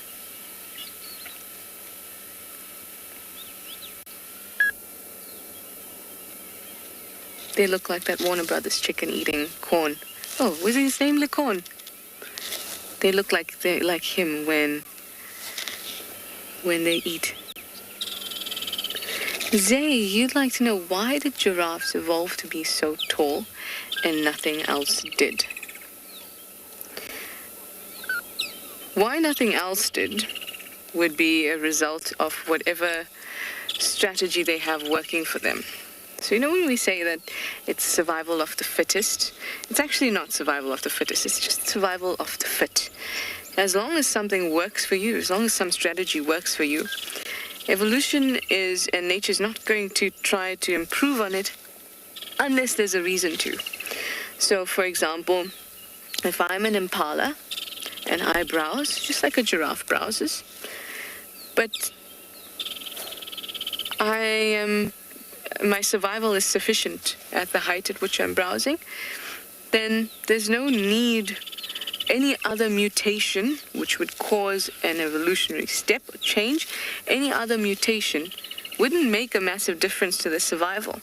And the way that evolution works is that if there is a mutation, and the mutation is a favorable mutation, then those animals' survival rate is higher and they will reproduce more and stronger offspring, or higher survival rate offspring, than those that don't have the mutation.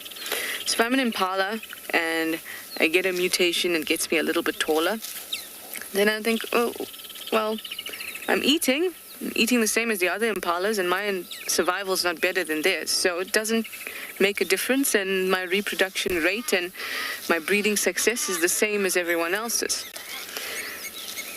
But say you are the ancestor of a giraffe, and you are around a whole lot of herbivores, and you're all eating at the same level. And then you get a mutation, and one of your offspring or something like that has a mutation, and they're a little bit longer, a little bit taller, their necks especially. So now they can eat where everyone else can't, which means that they can probably eat a lot more. If they eat a lot more, their survival rate goes up, and their breeding success goes up. So now that mutation, that is a favorable mutation, gets passed on to their offspring. The same thing could have happened for an impala or another antelope too, but that's just it. It is random. Mutations are random, and they can be favorable, but most of the time they're deleterious, which means that they will cause the death of an animal. It's not always a positive thing. It is literally a lottery. You have a plain animal, they got a mutation that made them a little bit taller by random, and it worked for them, so it stuck. That is the summary of why a giraffe is the way it is. It got a mutation that made it taller, neck longer, over a long period of time, millions of years, and through many, many different ancestors. And it worked. It meant that they could be fit. They didn't have to be the fittest. They didn't have to be the most successful. But this version that we see today is a version that managed to survive, while all other versions didn't. So something, or basically by chance, they look this way because it works. It's just like solving a problem. Sometimes you just do something random and it works. And it stays that way.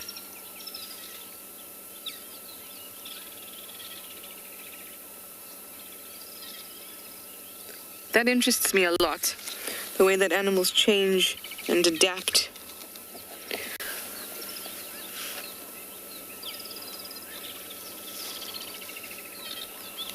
Linda, you'd like to know if they lie down to sleep or do they stand? They do both.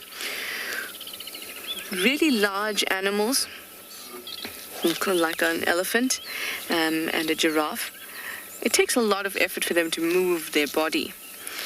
So when they lie down, it's quite a vulnerable state. So they'll tend to lie down and sleep. Firstly, direct answer is they do both. But they will lie down to sleep when they really need the deep sleep. But otherwise, they can stand and have a bit of a nap. And they do that because they can secure their legs with something called a stay apparatus. That's not something they can purchase. That's just part of their body, or the way that their ligaments and bones can sit without effort. And they use that to stand and sleep. But when they want to get really deep sleep, then they will lie down and they'll curl their neck to rest on their bottom, which is very, very cute. You'll see that a lot more often in youngsters, and that goes for elephants and for giraffes. The youngsters will lie down and sleep often, but both adults and youngsters will sleep and stand and sleep too.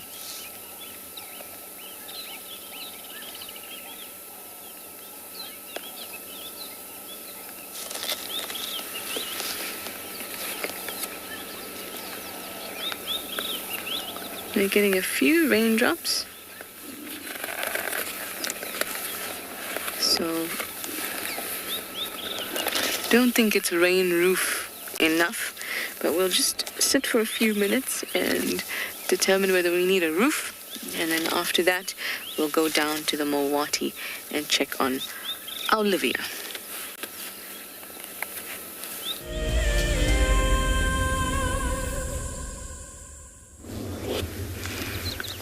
Well, welcome back. When last we were with you, we had that beautiful view of a watering hole. We sat and appreciated it for a while, then we went off in search of something else, and as you can see, we've been successful. Really lucky to find this mother with 2 cubs.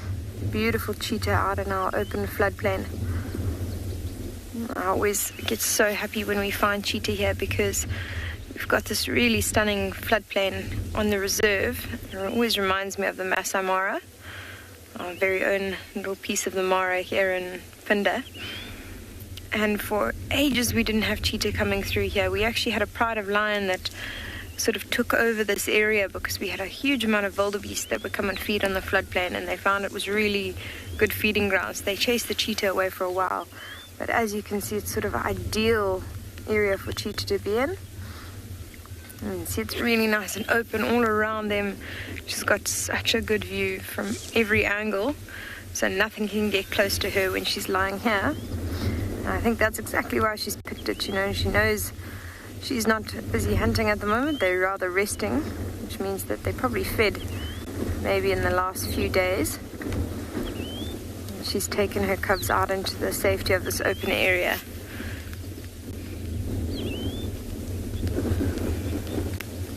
Always a special treat when you can see cheetah, especially with cubs like these.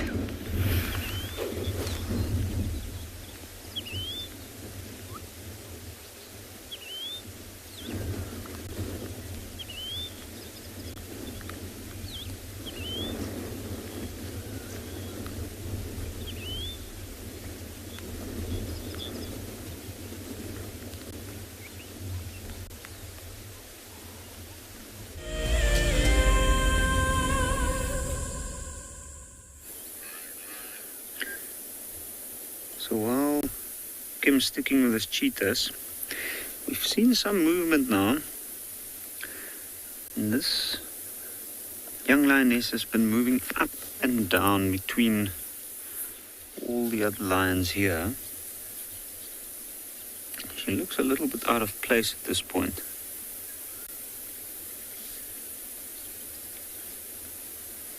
I think maybe she was just looking for a comfortable spot.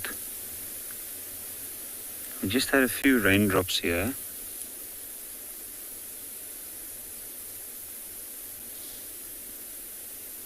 And not far from where these lions are, there's also a wildebeest that's been drawing their attention every now and again. You can see the young male on the left there's got his head raised up. And in the direction that he's steering,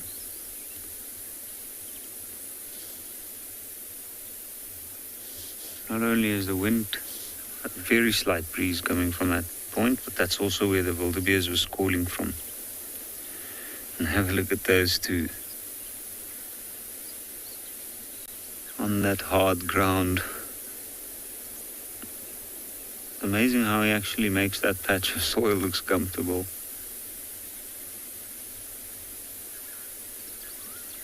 Now this is also an interesting dynamic here. Now, it doesn't look like much, and just like sleeping lions, but if you look, big male in the front, right behind him there's a female. And you can see he's quite close to her. She's laying flat down on her flanks, but he's kind of up with his front part of his body raised and his head put down. And you can almost feel how protective he is looking at that position. And then right at the back there, that's one of her previous sons. Oh, it's still her son. It's just one of the previous litters. And that young male, you can see, is quite far off. He's away from the rest of the pride. There's no other lions near him. And why would that be? I think personally it's because of the big male. He's probably forced him to stay at a distance. It might be that he's protective over the female. It might be that he's protective over the rest of the pride, but also just because they are not related. And in that regard, that young male is competition.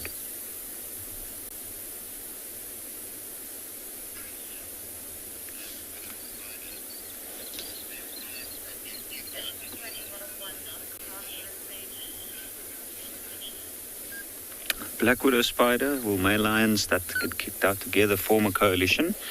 That often happens. I have seen in the past where young male lions that's on their own, the only males within a litter, that when they get to a certain age and they have to leave the pride, I've seen them attempt to try and become part of a different group of lions. Now, that's usually quite an interesting situation with lots of fighting, and eventually they might accept or they won't. That's a tricky thing though.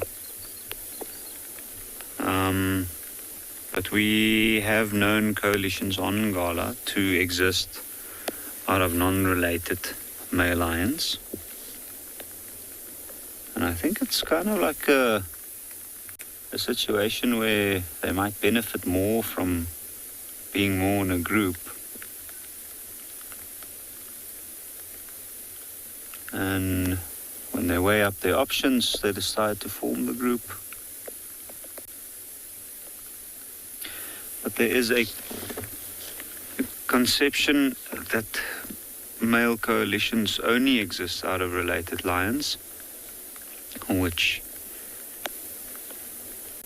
I don't think is the case. If I had to take a guess at what's happening here, there's a couple of young males here.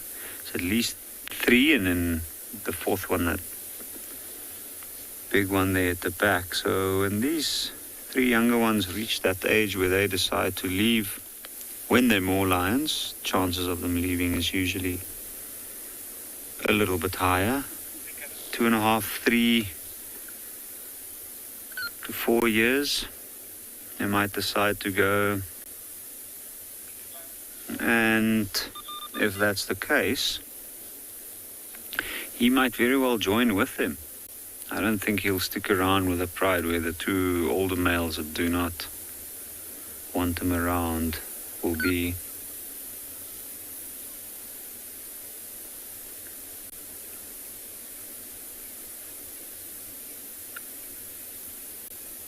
And also he's quite big. He's got a little bit more experience, so why wouldn't they want him in their group?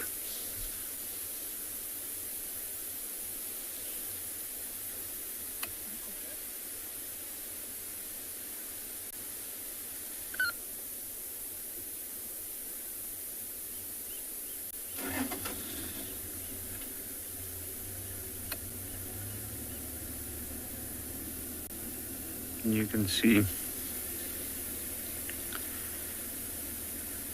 it looks like they've all settled in now.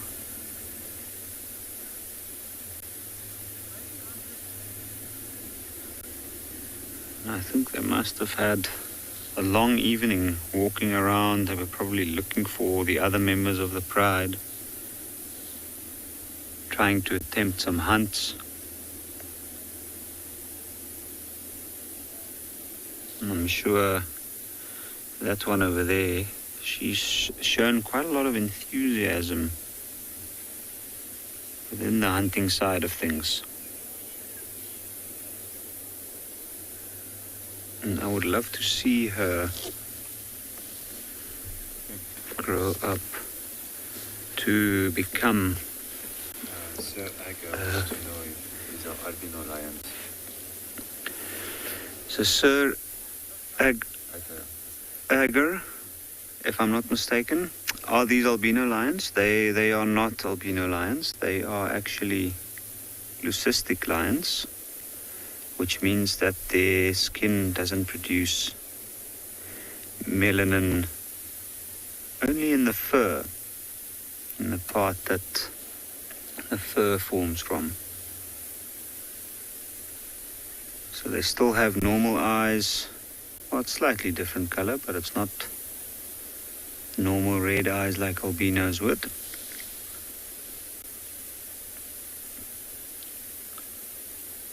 And it's caused by a recessive gene, which both parents carry.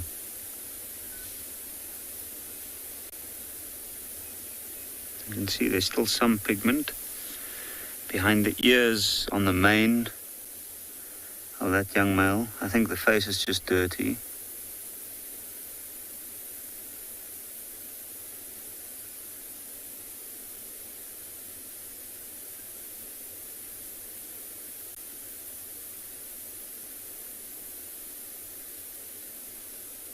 And how incredible to see young males at this age. They sleep as if they have no worry. But give it about a year and a half, and these guys have to start moving on their own and start fending for themselves. That's when their life really starts to get difficult. And I think that's also when we will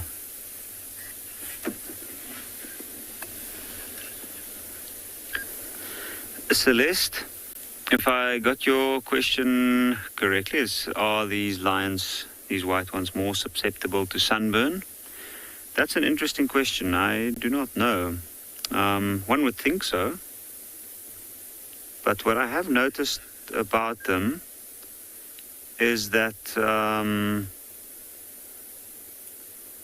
they are often the ones that stay out in the sun for longer. I've noticed when it gets very hot later in the morning, you find that the rest of the pride gets up before they do and move into the shade, where these two will stay out in the sun for slightly longer. Maybe it's got something to do with the reflective qualities of the white fur. But I think on other parts of the body, maybe around the nose area, they might be a little bit more susceptible than the rest. But I don't know for sure.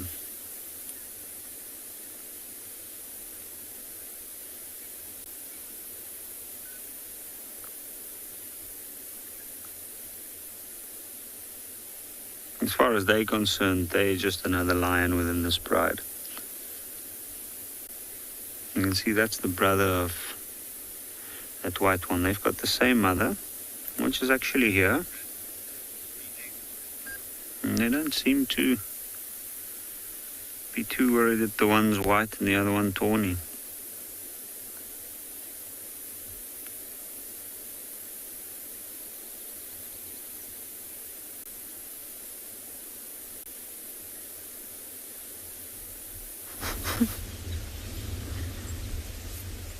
Welcome back, and we have got quite a rare and beautiful sight, and what is special about it to me is you can see that these cheetah are completely fast asleep, which is really wonderful to see.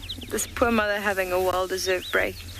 And they are pretty alert animals. As I say that, she's really taking her shift and having a quick look around. But they do have to sort of be constantly alert, you know, being at the bottom of the predator food chain.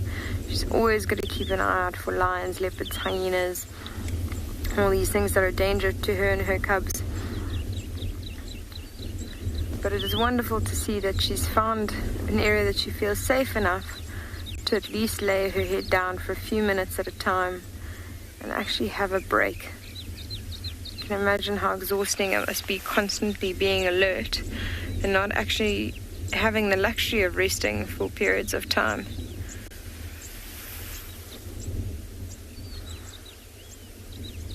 Her cubs are certainly enjoying their nap right now. You can see the one off to the left. You can't really see the other one. It's just behind this female here. Like just at her, behind her back legs.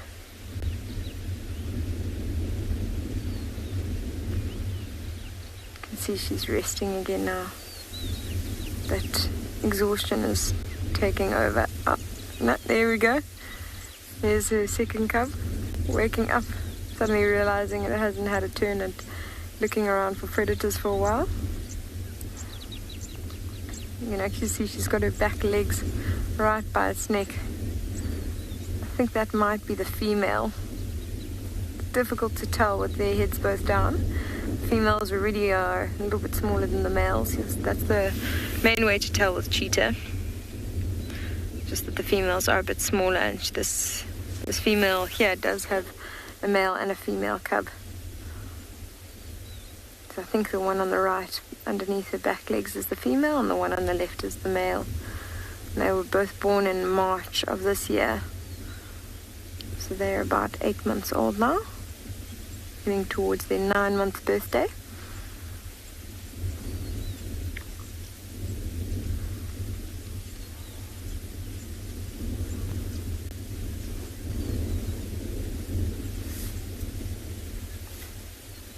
We've got such a lovely amount of bird activity all around us. You can hear all these beautiful bird calls.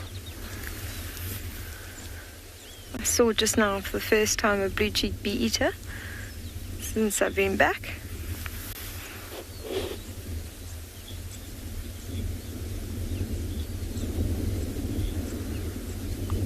Renee, thank you for your question. Yes, they do help with balance quite a bit. They also are a way for the cats to know when they're going through too small a space. So they can realize, you know, as soon as it brushes against their whiskers that they're going into a very small sort of cavity and they might get stuck. But they also do help quite a bit with balance. And that's both the sort of the predator cats that we see and the domestic cats.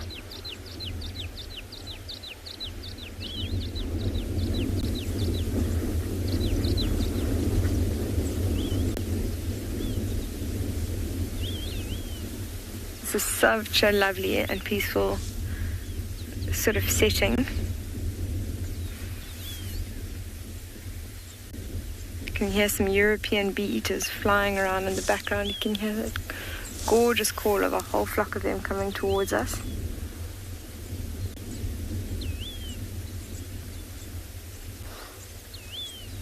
Now it's quite sweet to see is the difference in behavior between the female and the male.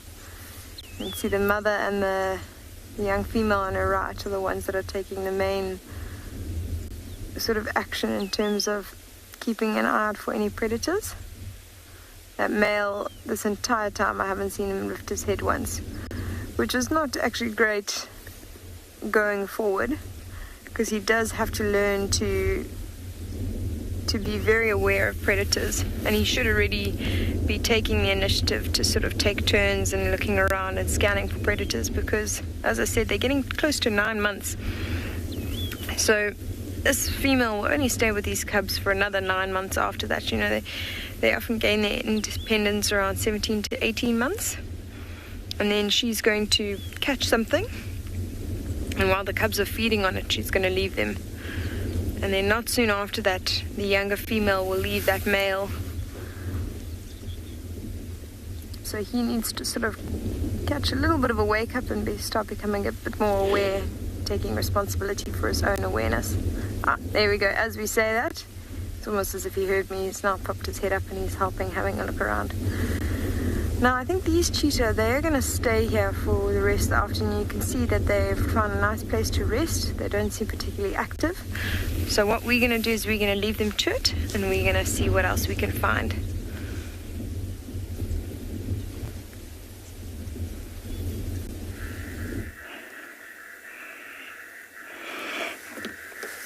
From cheetah to topi, a quite unique antelope for Kenya and also for a few other East African countries like Tanzania and Uganda. That is the few places where you can find this beautiful antelope that at birth it is brown tawny color like the little ones you see there, but after about 6 months it starts getting those blackish grayish blotches on its side flanks, so it changes completely from the color of a young one. They normally give birth from the months of October almost to December, and that's particularly now. So these youngsters might be a month or 2 months, and they associate in big harems of females and a male, and sometimes it's just a bachelor herd of up to maybe 50 to 80. Always during mating you will find males forming a lek where they form a big circle, and they normally show dominance by raising their head and also walking in sort of a canter like this guy is doing here. So he's showing some signs of dominancy to the females. Usually females are attracted to that behavior, and if there is one in season, he will mate with the male. They live a very long time, about 18 to 20 years, and in these plains they are very, very fast.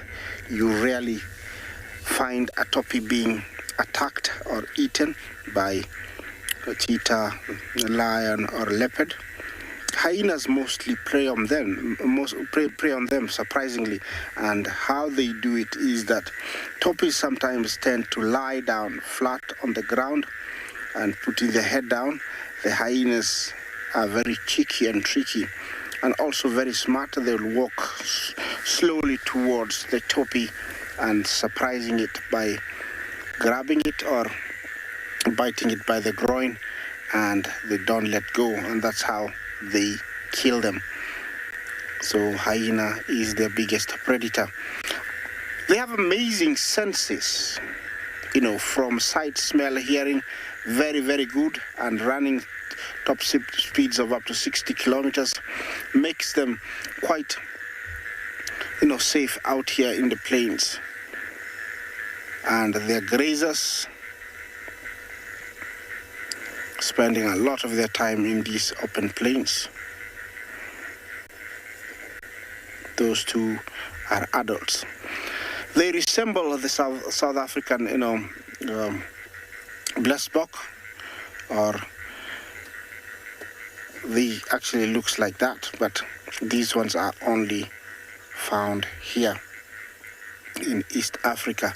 They do migrate, and during migration we get up to about 20,000 of them roaming freely in these plains, but these ones are residents. I'm gonna move on. Let's find out what's happening somewhere else.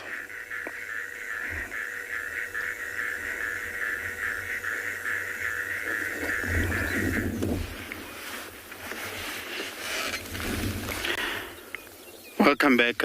We got a journey of giraffe, almost all around us. It's almost like 10 of them, and all of them, they are bachelors, old bulls, busy feeding onto the trees. As we know that a giraffe, they are browsers, then they will feed on the tree leaf, and then what they'll do is that they'll feed the whole morning, and then during the day they might rest for a few little time and continue, but most of the time it's mostly feeding with the giraffe. And the quite interesting thing is that they are not territorial like other antelope.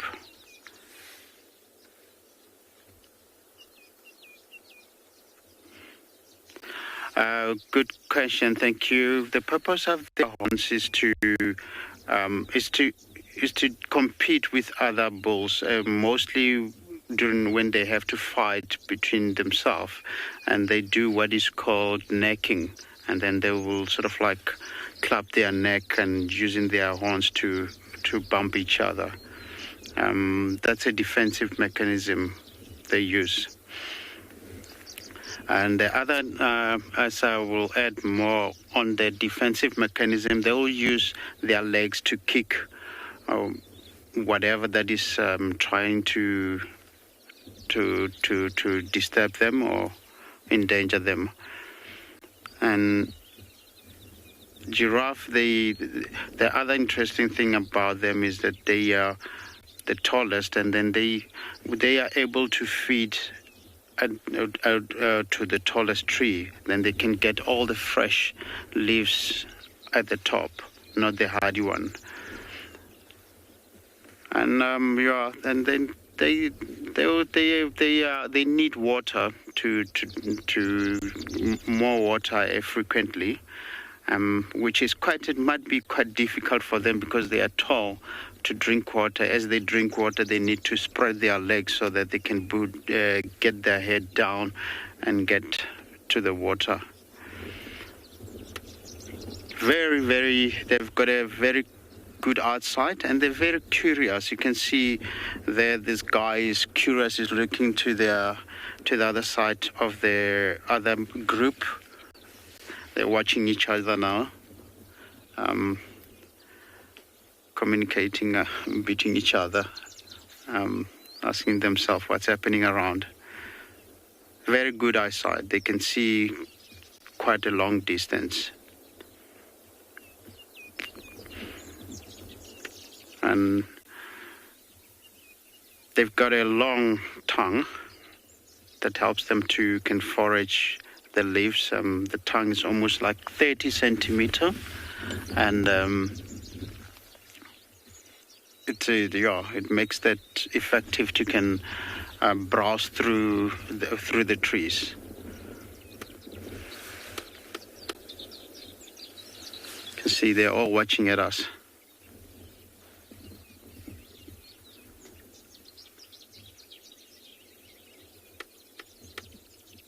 Okay.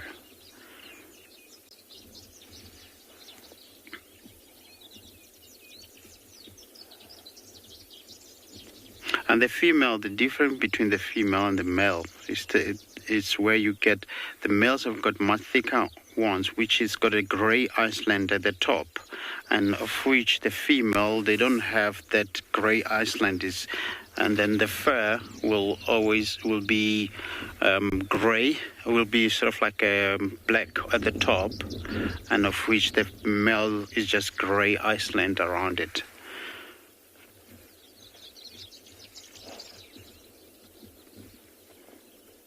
Not very territorial, but they will compete for mating partners.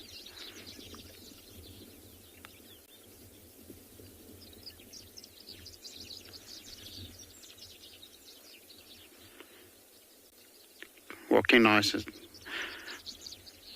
can see it's quite a nice, of which the name giraffe, which comes from the way they walking swiftly. Yeah. we're just going to take you to another location, and we continue.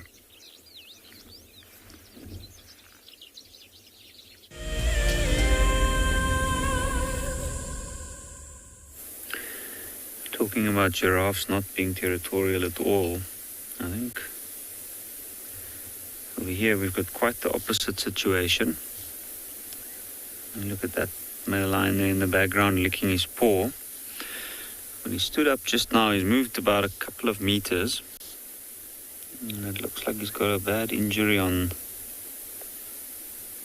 that front paw, on the pad underneath. And that's why he's busy licking it.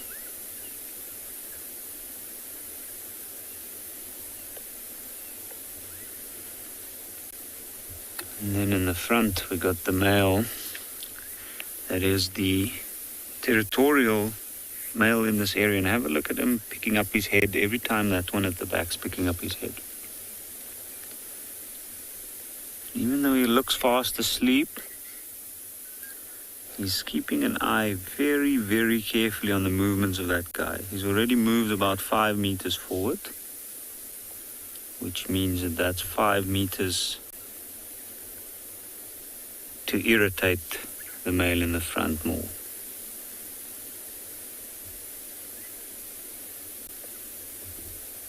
And if it gets too close,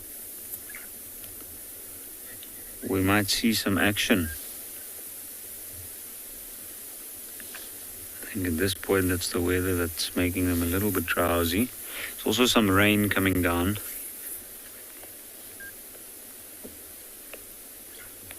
Which doesn't seem to bother them too much.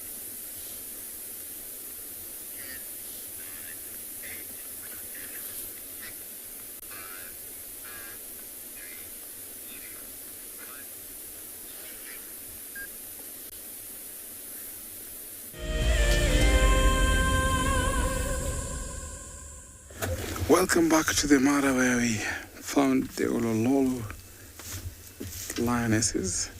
See that one on the termite mound, actually scanning the area. Very beautiful.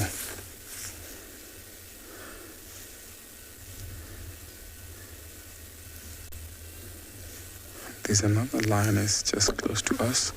I think we have about, oh, it's a big pride. So allow me to change position for a better view, because I thought we only had one, but it seems like we have a bunch. So I'm just going to change position.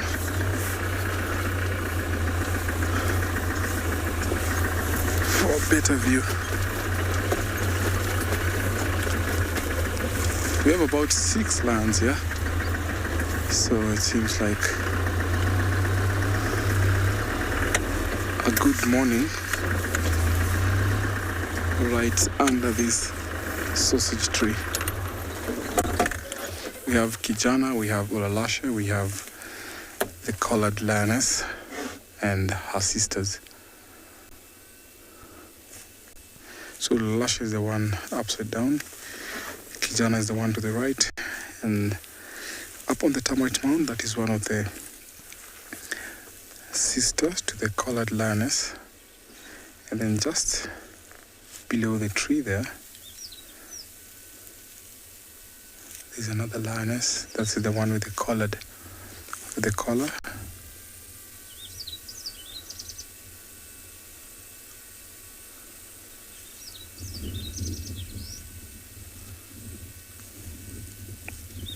Behind Kijana, there is another lioness sleeping there. He's rather cleaning.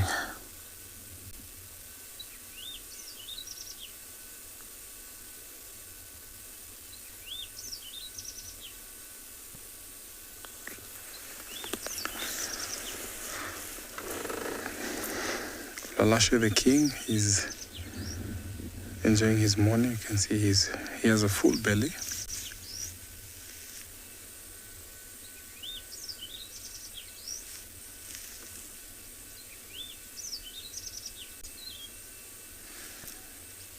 So it seems like they've all welcomed and are happy to be with Kijana. Kijana now has formed a coalition with Olalashe. So Kijana is from the Owino. So I think they'll team up and form a formidable force in this kind of territory.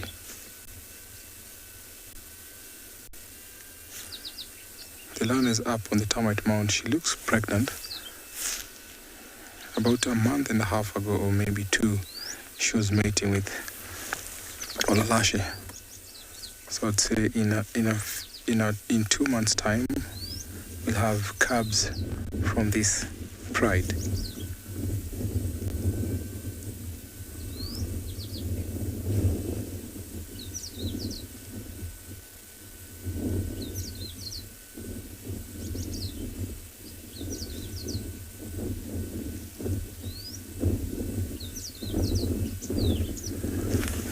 Bellatrix, what happened to Fang? Fang was ousted out. Fang was kicked off. So the last time Fang was seen, these two, Olalashe and Kijana, fought him off to where we call the Sundowner Crossing. So he maybe crossed over to the other side of the Mara River, going to the Musiara. So Musiara is a place where it's controlled by the Bilashaka males.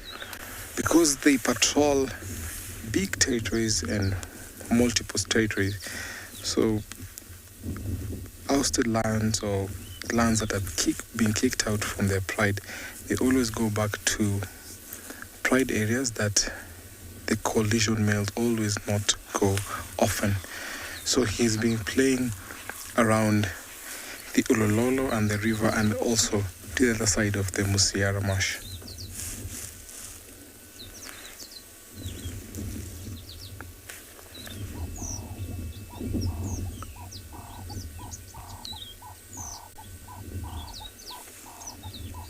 Red-eyed dove calling.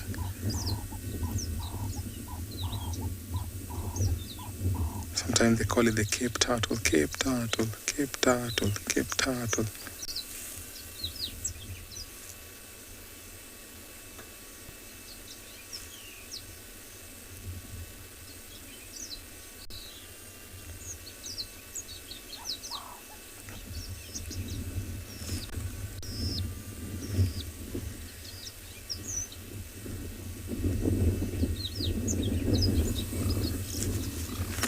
Stuck in bed, do lions get cancer?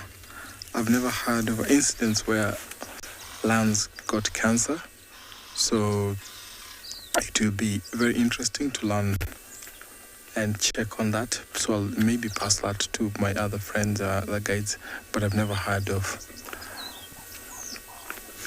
lions getting cancer. The only animal that can get cancer is a hyena. And the research has been done, and they actually found out that they can contract cervical cancer. So, not heard of lions, not quite sure if lions can get cancer.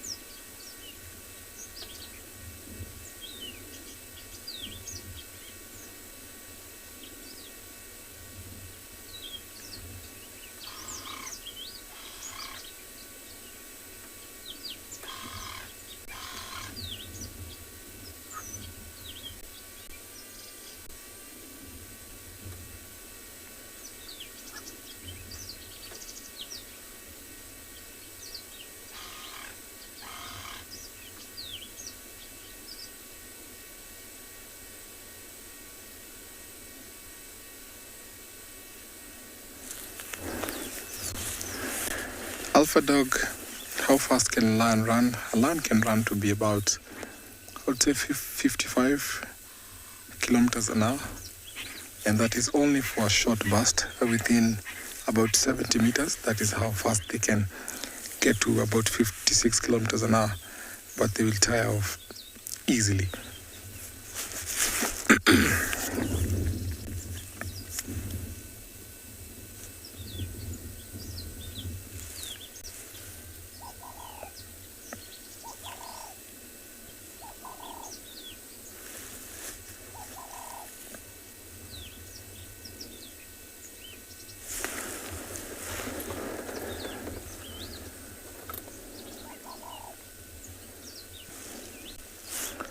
That lioness looks like she's been scanning for food. Before we got them here, she was up on a tree scanning.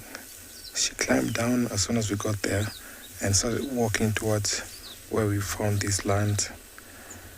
So thanks to her walking up on a tree, others would not have found these other lions. Sometimes when trailing lions, trailing cats, you end up finding something that you were not expecting.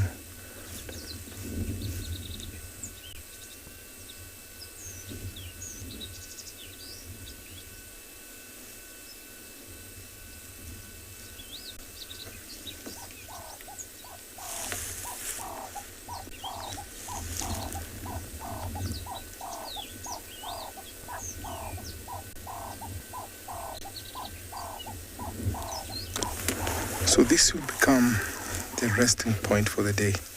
You can see the sausage tree has formed a very big shade for them. So it looks like they fed. Kijana has a full belly, Lasha also has a full belly. But I'm thinking that the lionesses did not get enough share. That's the reason why she was up a tree scanning. So I think maybe later today they might find something to eat.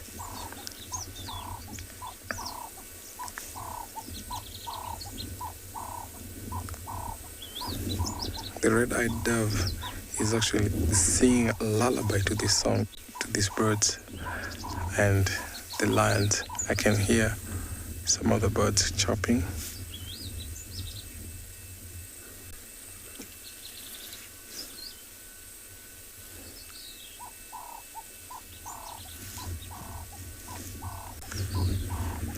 Kijana wants to find a good spot.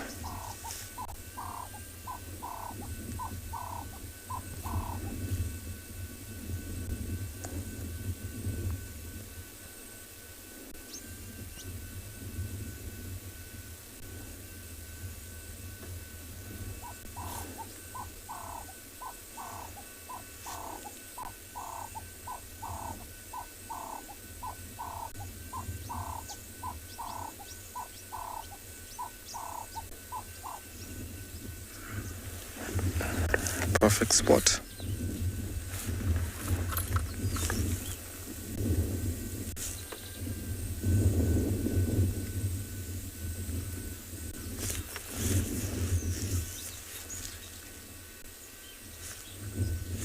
His mane is growing fast, and I'm sure by the time he's about 5 years old or 6, he'll have a full grown mane.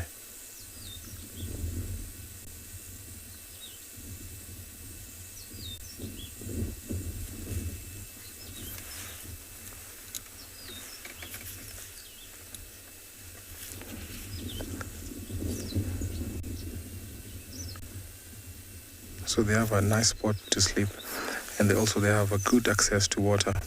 So you find that when lions have a full belly like this, they always prefer going down to drink before they find another meal. Possibly this will take another 2 or 3 days, because 6 lions like this will actually have to eat regularly, and that's the work of the lionesses, to make sure that every member of the family is fed.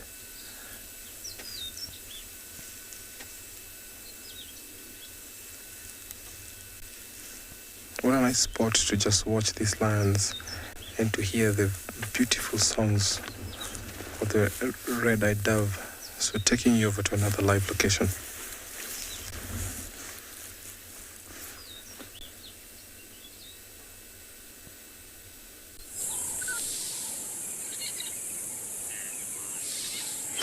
Good morning, wherever you are. We are watching a couple of red-billed buffalo weavers gambling about their nest as the springtime is ending and summer starts to set in. It's a rather cloudy, but becoming quite a stuffy day. Not too hot just yet, but it's getting there. Oh, there's a dove that seems to be wanting to make itself at home in their nest as well. That's a bit weird. You can see there's lots of red-billed buffalo weavers all over that nest. There'll be lots of them that live there. It's an incredibly big nest. I don't know if it's all being used at the moment or if some of it is unoccupied. Hi, I'm Mike. Behind the camera is BK, and you've joined us at Eco Training's Pridelands Conservancy. We're sitting here at Leopard Dam, where I feel like the animals have been invited to some sort of a meeting or convention somewhere, and we haven't been invited because BK and I have been driving up and down all over. And apart from a few impalas and 2 shy warthogs, we've not found even a single elephant, which is incredibly strange for Pridelands because usually we are surrounded by them everywhere we look. So we're wondering what's got them all acting a bit strange. But at least the buffalo weavers haven't abandoned us. As you can see there, the nest, there's a few sticks hanging out here and there where they perch. And there's the buffalo weaver there sitting, advertising. So that if it's a male, it'll be advertising to females that, hey, I've created a lot of nest entrances here.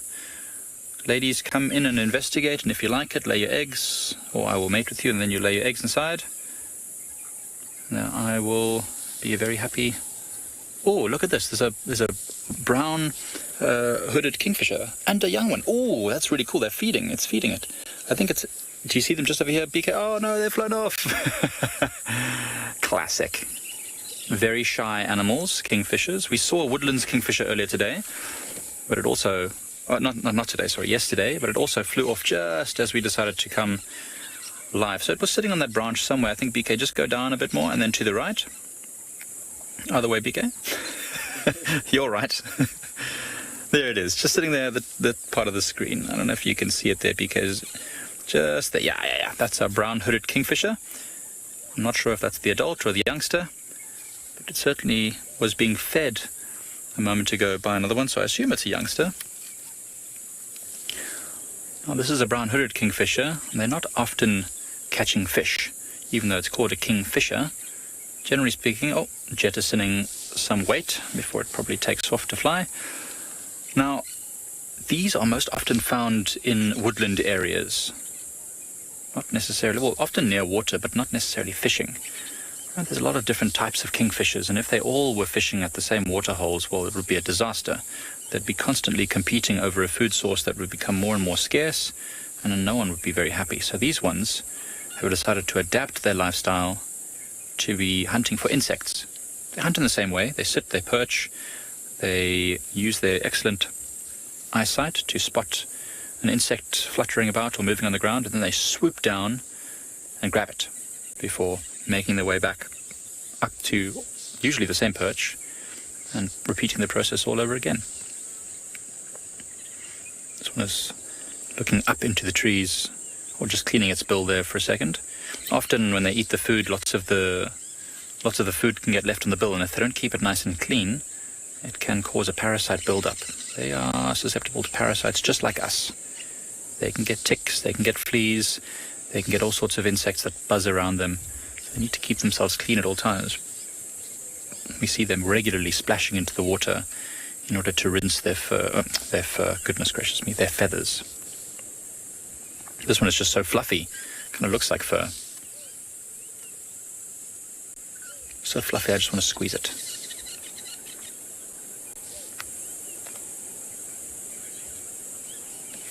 Hadidja, birds don't really urinate. They do excrete the uric acid build up, and it's that sort of paste. That's why when you see birds dropping, you'll see it's got a white part and usually a brown or black part.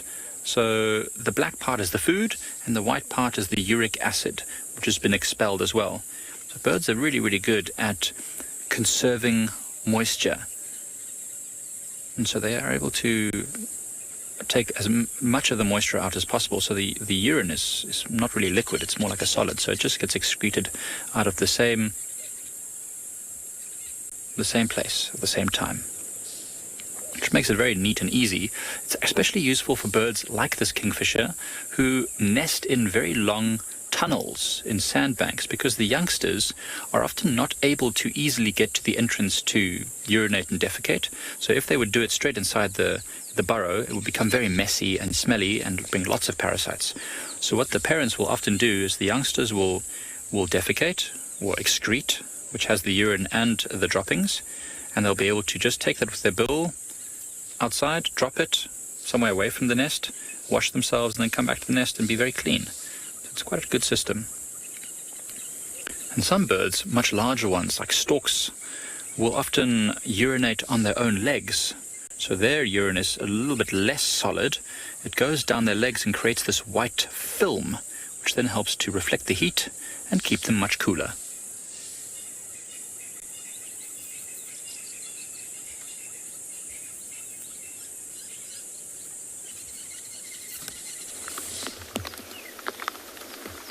Welcome back. We've left those cheetah that were lying out in that beautiful big open floodplain. We've come across what at the moment is a tower of giraffe. You can see we've got quite a few standing in front of us. Most of them are just feeding. This one right ahead of us is giving us a little bit of attention. You can see it's just standing there checking us out. What's interesting behavior is that one on the far left. If you see how it's looking off to the side, it's got its ears spread out. And at first we thought maybe it's seen something, but you can see it's actually just busy chewing. So he's busy ruminating at the moment, probably just having a little scan around while he does that. And there seems to be some impala on that open plain off to the left. I think maybe that's just caught his attention.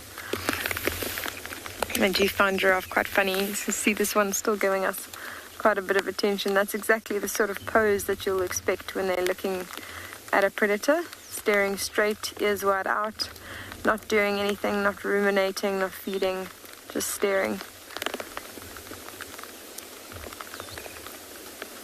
But I think she's going to soon decide that we're not a threat, possibly join those other three that are busy feeding.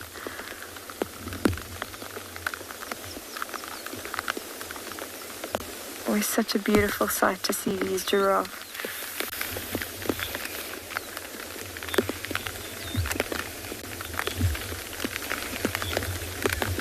The keeper, in terms of their relation to dinosaurs, I think it would go really far back. Nothing that I've ever heard of or read has shown like a direct link between dinosaurs. Over time, their necks have grown larger as they've evolved. So certainly I think if you were to trace them all the way back, depends on your own views with evolution, I think you'll find some correlation. What's quite interesting is that even though they're so big, they actually have the same number of vertebrae as we do. So 7. Just quite amazing, considering their neck size compared to ours.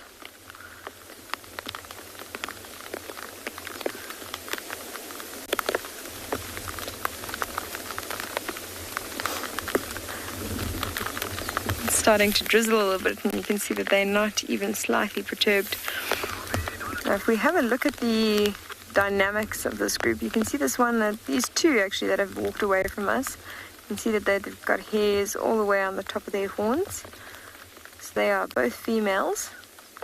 And then we had that one male off to the left that was sort of ruminating a little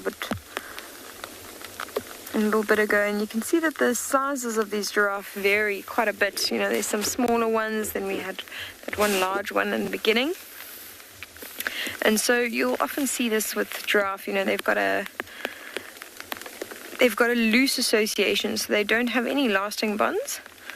So you'll have mixed groups of females, males, old, young, and they'll sometimes be in groups, as we're seeing now, and then sometimes you'll see them wandering off by themselves. And all that happens is that this group here, you know, one or two of them will maybe spot a nice patch of green off to the left and decide that that's where they want to feed, while the rest of the group goes off to the right. and they'll part ways that easily and that quickly. And they've certainly found a nice clump of trees right ahead of them that they are all busy feasting on at the moment.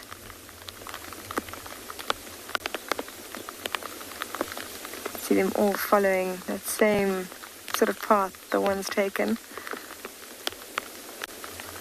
Beautiful example of how that neck really does benefit. You can see that one feeding on the tree. It's sort of extending its neck as high as it possibly can, getting those hard to reach leaves that really only these giraffe are going to be able to feed on. You can get elephants that will pull down those branches, but there's not much else that will be able to feed on those leaves. And the benefit is that the trees don't produce as many tannins in the top leaves as they do in the bottom, because their main defense will go to the bottom of trees. You'll also see with thorns, often the side that's most exposed and easier to feed on will have much more thorns than the back of the tree.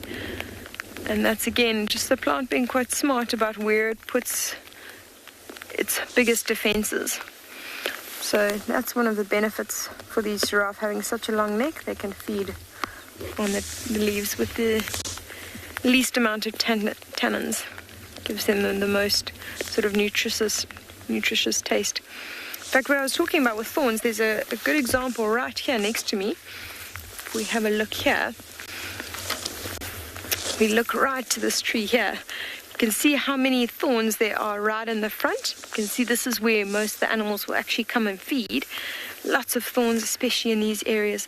And then if you have a look at the back of the tree, where it's difficult for them to get in, very few thorns in comparison.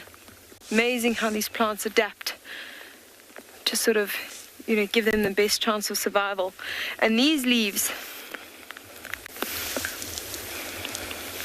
these are ones that are more nutritious, contain less tannins than plants where you don't get these very large white thorns.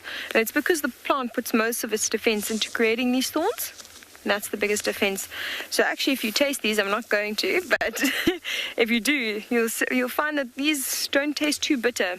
But if you would taste a plant with no thorns, let's say a magic guari, something like that, you'll see it's very, very high in tannins. Actually gives you such a bitter taste that you actually struggle to to sort of get that taste out of your mouth. You're going to have a sip of water ready and waiting. So these are the kind of things that many animals will try and feed on. So I think let us carry on. We're going to head off into these open areas and see what we're going to find. And we're going to send you to another live location.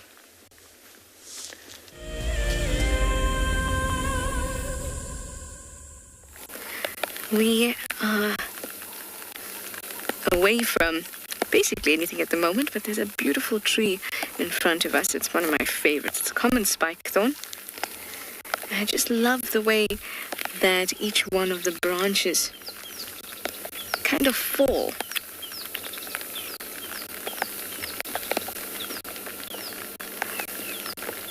You can hear the soft fall of the rain as well.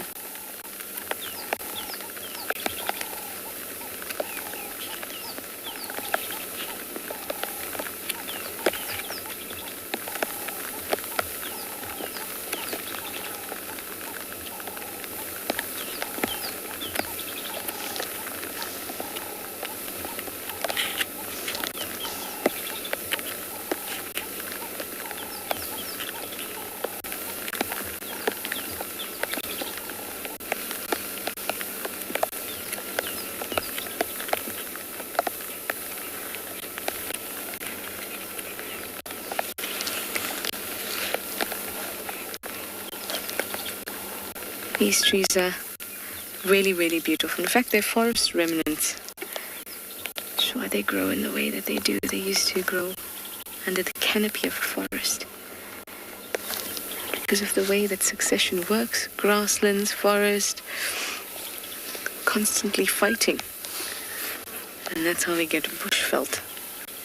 Something in between.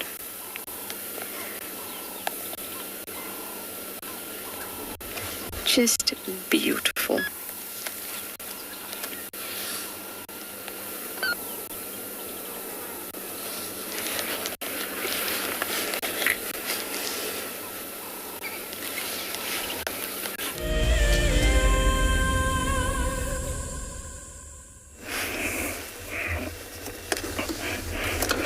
Here we have ostrich, the Maasai ostrich, and definitely that is a male. That was a yawn. Birds do yawn, and definitely this is a male. Males have got that pinkish plumage on their legs or body, including neck, that they get during the breeding season, which is just ending. With him are two females, and their coloration is much more duller or not as bright. They are much grayer, and also the feathers are pure gray, no other color. In birds, males do get these bright colors, and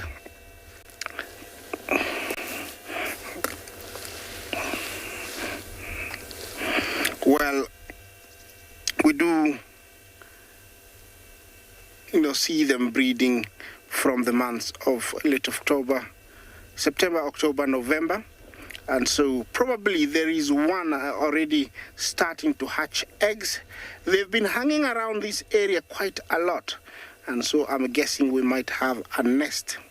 In the nest, it does have up to around 40 eggs, and they belong to multiple females, but usually the one that takes the role of sitting on the eggs from the beginning takes over all the eggs, and the duty is exchanged between the male and female. The male at night, the female during the day, and in about 60 days they hatch. Infant mortality is very high amongst chicks because extreme sunlight, too much rain, also predation from jackals, hyenas, leopards. They lose quite a lot. So in about 30 eggs that hatch, only maybe 10 will reach maturity. Yeah, ostriches are very defensive. Although they don't fly, they're very strong, and those legs can actually kick and at the same time peck. So they're very defensive when they have little ones. That's amazing to see it. Scratch its neck like that.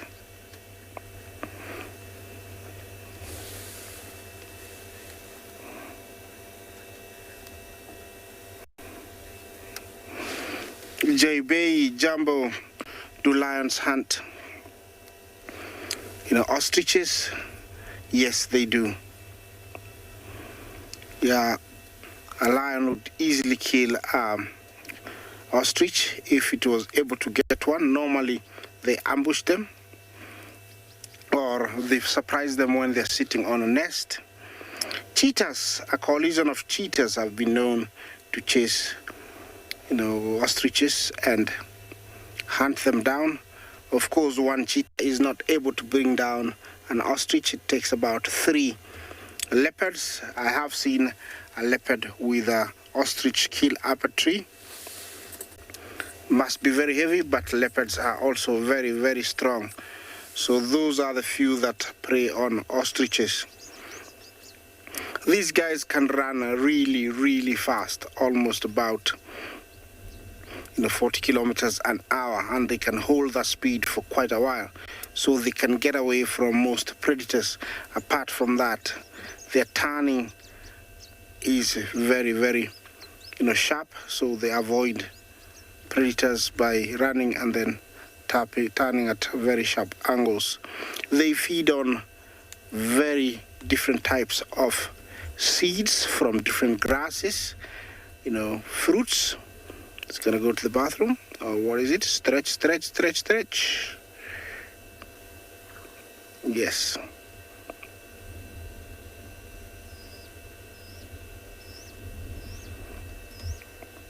Definitely it's a male. So they feed on, different types of seeds from grasses. They feed on the grass themselves. Insects. Yeah, so they feed on very many different types of things, including leaves and shrubs. And that's what they're doing here. Their height, they can stand up to around 7 feet.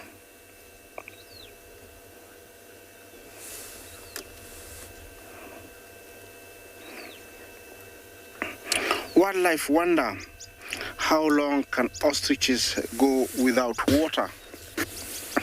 I would assume it's quite a number of days. They would go, for, I would say, about up to around a week. It looks like he's scratching his head with the leg. Look at that. Yeah, up to, depends on where they are, but in arid areas, they can go a very long time. I estimate about a week without drinking. But over here, they don't have that issue. They have amazing eyesight, and it is said that the eye is so big, it's almost about, that is another yawn. So it's yawning, either want to rest or it's hungry. I'm not sure. They can see really well with their eyesight. They can also hear quite good. Yeah, those feathers are not adapted for flying, and that's why they can't fly. And I don't think they're big enough to be able to fly. They're so, spaced out, they don't have close contact like those flying birds, and so not well adapted for flying. Nice clean up there. You can tell it's starting from the base and stretching outwards. That is the only portion of their wings that has got those white feathers.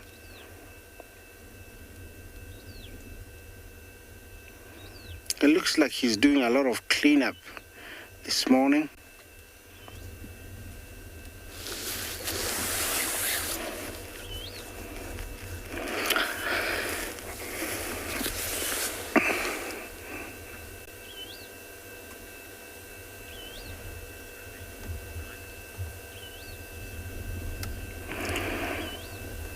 Well, are ostriches related to dinosaurs? Well, they say they, originated from one ancestry because they have scales on their legs, and also the dinosaurs did have that. So they are said to originate from one ancestry. That's a fact that I have read. So they could be very closely related because of that scaly part, although these guys evolved and grew feathers. Yeah, that is the view I have here. It's just amazing. And I assume, and I'm thinking, there is a nest nearby here. I have seen these 3 hanging around here for the last 2 weeks. So there could be a nest nearby. I don't know, and maybe they're starting to hatch eggs because the male has just finished its, breeding season. Well, I'm gonna continue to check them for a little bit. Let's take you to another live location.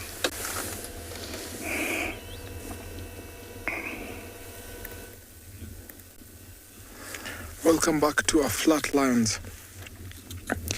And it seems like they are quite much enjoying this place. A vulture just landed up on this sausage tree and spooked them all, raised their head to check what was going on, and then they went back to sleep.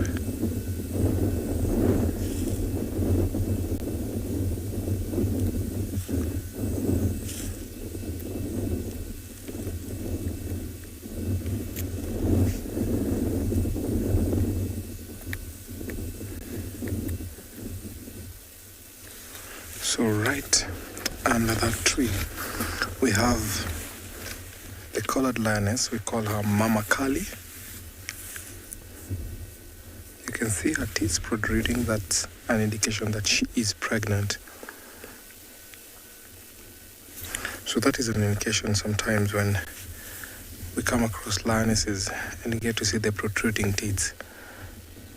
So if she was nursing, there will be a black margin, a black line on the side of the teeth, and that's how we can tell if lionesses have young ones, because when lactating there'll always be a patch indicating that there's something that touches those teeth.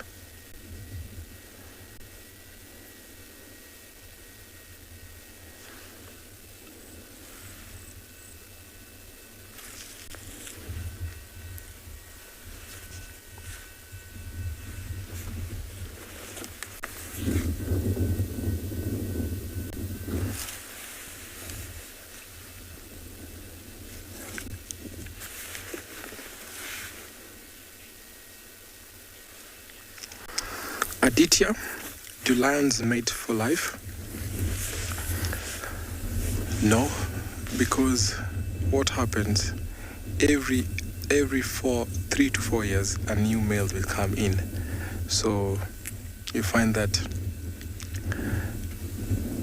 Olalashe is tenure will only last for about 2-3 years, because if other males come in, maybe 3 of them, they might conquer this pride and push him off. So it only lasts for about 3 to 4 years, depending on the collision.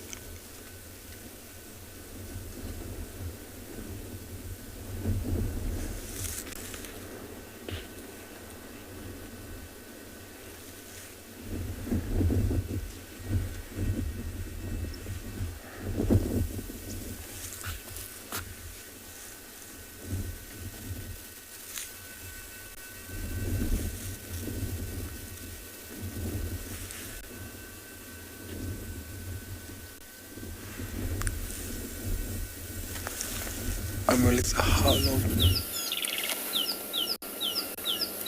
We've done a loop. We've gone down to the Mowati and had a look for our Olivia. We've come around the Treehouse Dam looking for some elephants, hyena den, not active, and now we've come back to Tingana. I will give you an update on our Olivia and the Mowati in a moment. I just want to see how this plays out.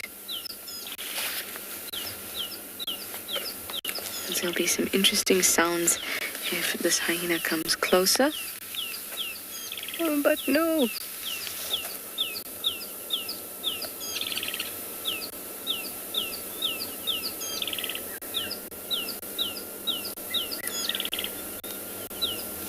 Off it goes. Tingana is looking up at the kill. If we do go to the kill, I will let you know, because it is quite gruesome at the moment. You might want to look away if you're sensitive, but I'll let you know when we go up. There's no need to go up to the killer until he does. Anyway, an update on our Olivia. I've been through the Mowati and I've looked extensively, and so has Lauren yesterday. And I don't see anything. In fact, even the adult is not around this morning. Of course, we will keep checking that spot, but it's important to note that she has, or he can move around now, and I've seen the adults on the eastern side of the dam wall, of the Mowati drainage wall before, and the side we always look on is the eastern side. When on the western side, they're in the trees quite far into that block, so they could have moved anywhere. Considering that she's quite mobile now, she could have moved anywhere too. I think it's likely that they have relocated. I don't think that we need to be concerned about anything. That being said, we should also just keep in mind that the survival rate for owl chicks under a year old is quite bad. I know barn owls, about 70% is the survival rate, so that means 30% are likely to not make it to a year. So it's important to keep those things in mind, but then also realize that she has all that space that she can move in, and she could have easily relocated. I'm sorry if it feels really sad, and it's okay to feel sad about it because you don't know what's happened to her. But also, she's got to lead her best life. Maybe her best life means that she has to move away to a different spot. So we'll keep searching, and hopefully we'll find her, but if not, that's okay too.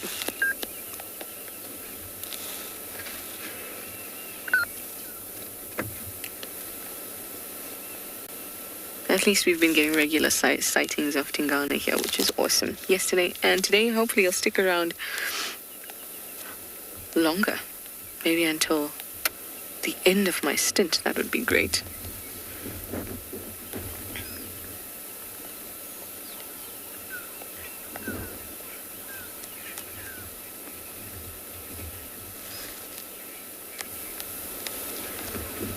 Hi, Karen. You'd like to know if Tingana is still marking his usual territory? I have seen him scent mark, but not very often. In fact, I haven't seen him scent mark yesterday and today, but a couple of months back, one of my stints, I think it was in September, I did see him scent mark. It was either September or the stint before that. I did see him scent mark, but not a lot, and I can't say that it was his on one of the boundaries or in a patrol kind of scenario. I think it was at Gallagher Pan that I saw him do that. Oh, then it was actually a stint before, possibly August or July, August time. That was the last time I saw him scent mark. But remember, we only see him for a small portion in the day, so he can still continue to do that. But I haven't seen him yesterday and today scent mark at all.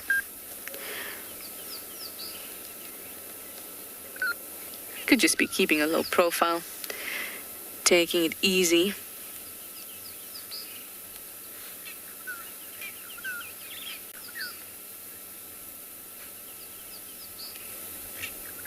As you can see, he's very relaxed.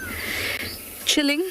He doesn't, in my opinion, like the rain very much. I've seen him look very annoyed in the rain before. And it is starting to spit, or it has been for the last half an hour. So we're going to stick around here with him until the end of drive, I think. Still have a hope that Tlalamba will show up.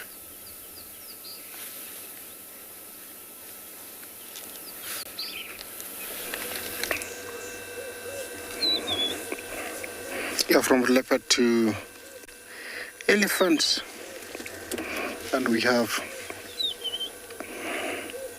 a female over here. I think she's the matriarch. A little bit concerned about our presence.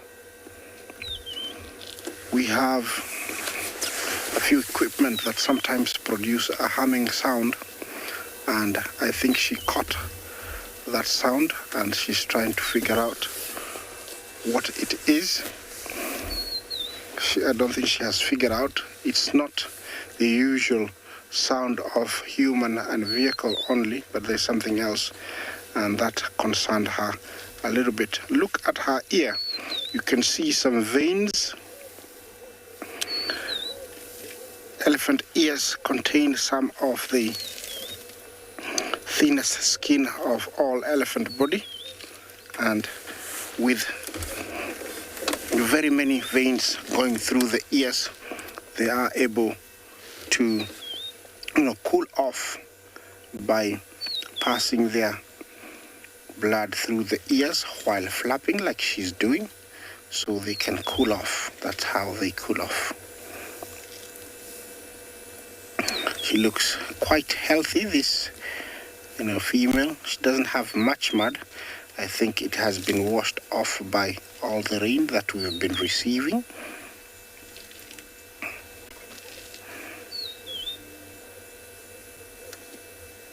Yeah, definitely she is warming up, and so that's why she's flapping every now and then. Apart from how we have very many of them around here, lots of young ones. Those two looks like twins, almost the same size. I won't say they're twins unless I saw them drinking, but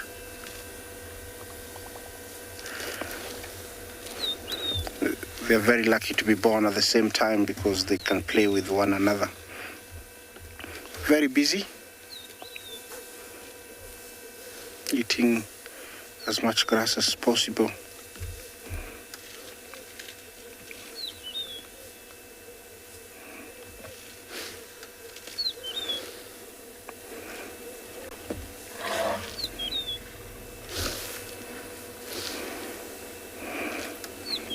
Yeah, they look very small.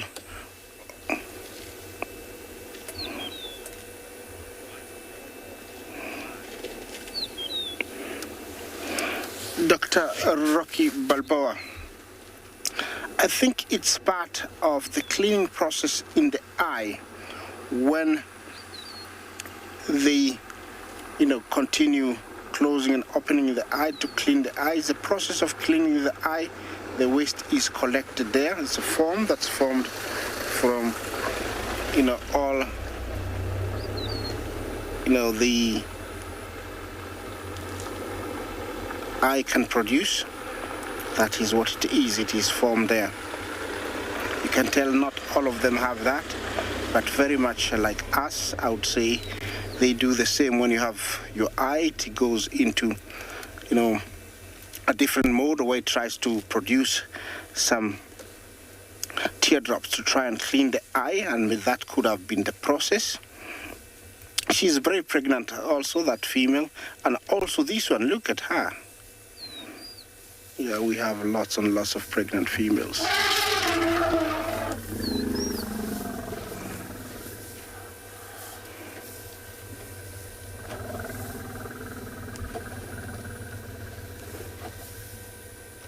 I don't know what's that all about, but definitely it was communication.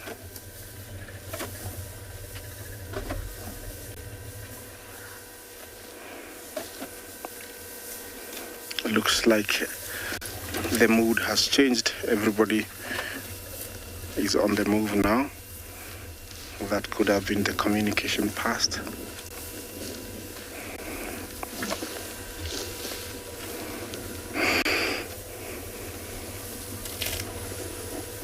Yeah, they're still communicating.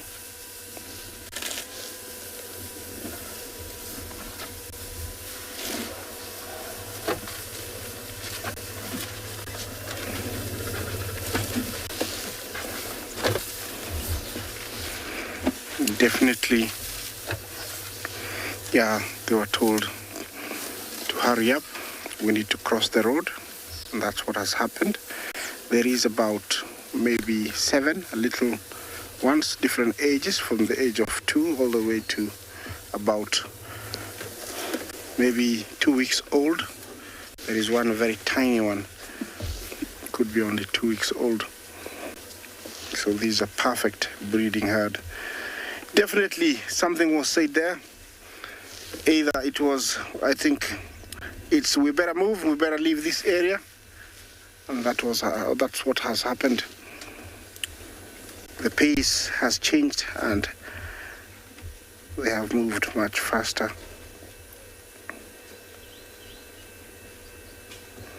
Looks like that guy has got a picnic for later. I don't know how he feels. He must feel very proud to be able just to stretch his trunk and pick up that as a snack as they go, while everybody else doesn't have anything. Yeah, they might look very big elephants, but their steps are their strides are very long, so they can cover a distance quite quickly. This young male has found a small pool. Using his leg, he can mix the mud and water, make it thicker, and so it can actually stick to the skin much better. Just a quick one. Well, elephants are very smart and they are able to understand their body temperature, and when they get too hot, they will actually go into the shade or apply some mud onto their skin, and actually when it's cool, they will come out into the open to get some sun. I won't ignore the giraffe. He's just wandering, doing his own business. We have one big bull. I think he has heard the communication between the females and he's trying to catch up. These big bulls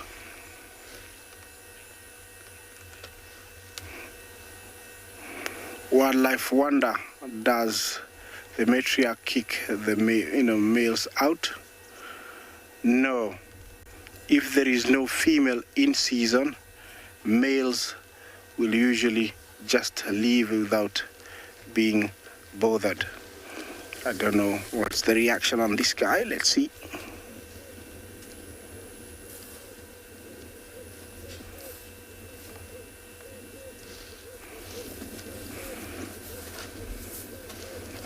Yeah, some males can be rogue and can be very aggressive sometimes, so we sometimes have to be very careful when they come close to the vehicle.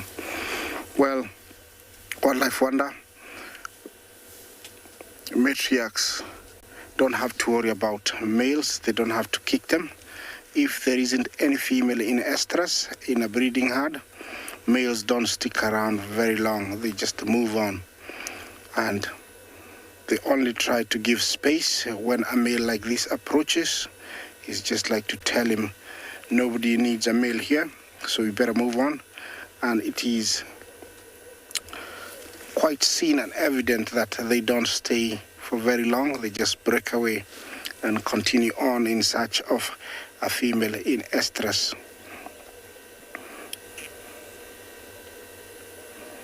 He might catch up, check a few females if they're coming into season, and if there isn't any, he will continue to another herd. They wander a lot, males. You never see them for very long in one area. You might see quite a good number in one patch, and then the next day there is nothing. They just disappear, especially when they reach maturity from the age of about 30 onwards. All right, I'm gonna move on. Let's take you to another live location.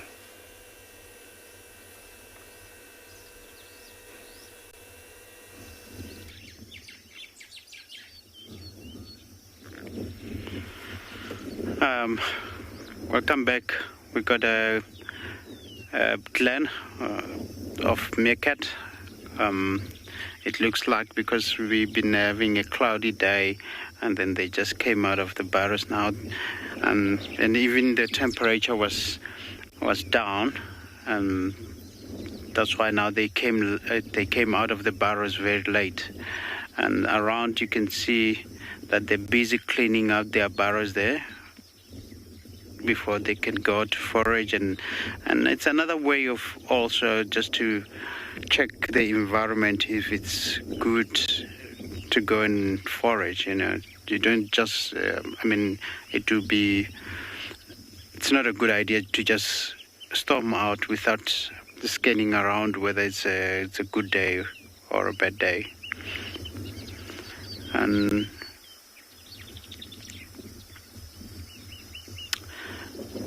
yeah, it's quite an interesting clan here because they're not used to us. You can see they're sort of like looking around, checking who's talking.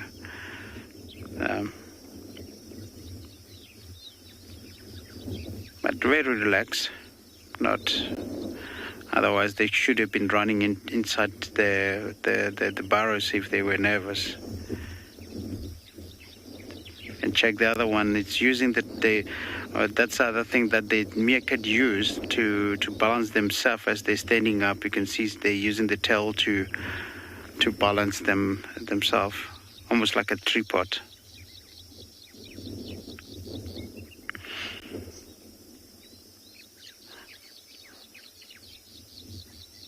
And then the other thing is that the meerkat, they will use these burrows with them. They will share the burrows with the ground squirrel. You can see there's another ground squirrel. You can see there, onto the right there.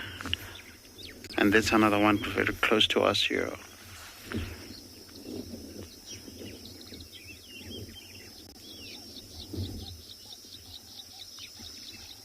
They're not going to have problem with the ground squirrel because they're not competing for anything. If they were competing for resources, then there will be a big problem. Then there'll be a fight. Or if they're competing for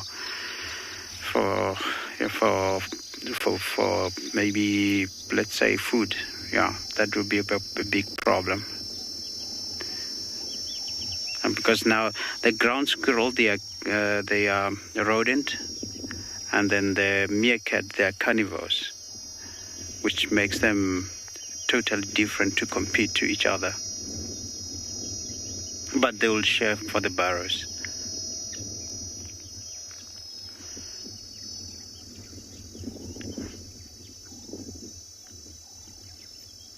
Okay, we're gonna take you to another location. I can see that everybody's still cleaning their den.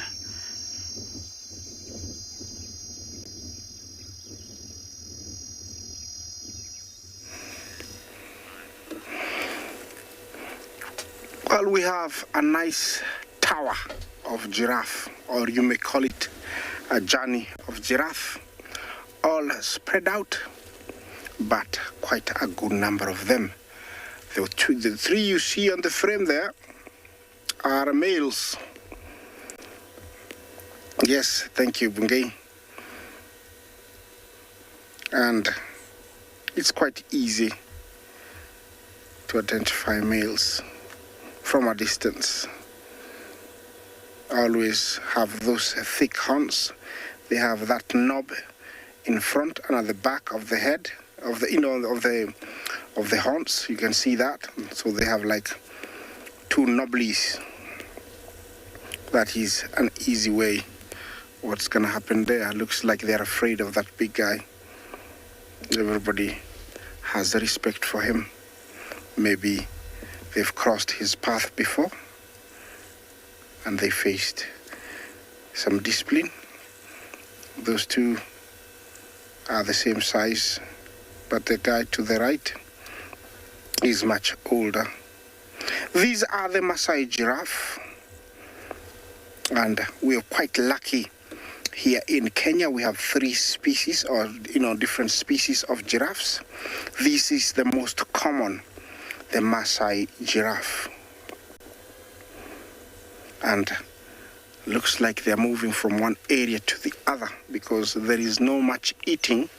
It's just standing, and some of them are moving. We'll be sharing that with you. I don't know if these guys are gonna get into a fight. This is how a fight is picked up.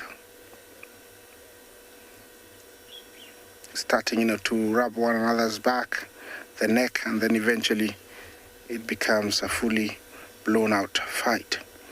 It looks like they've decided not to perform in front of us, but we have more to talk about. They're all over here.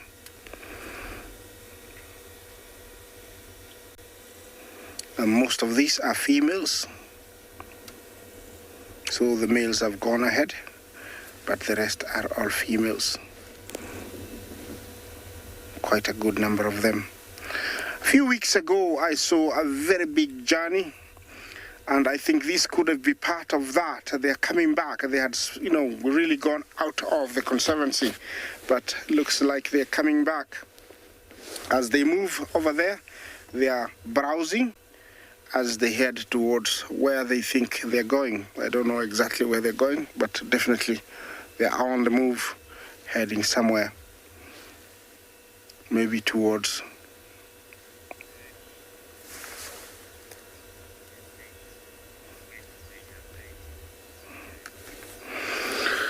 Already,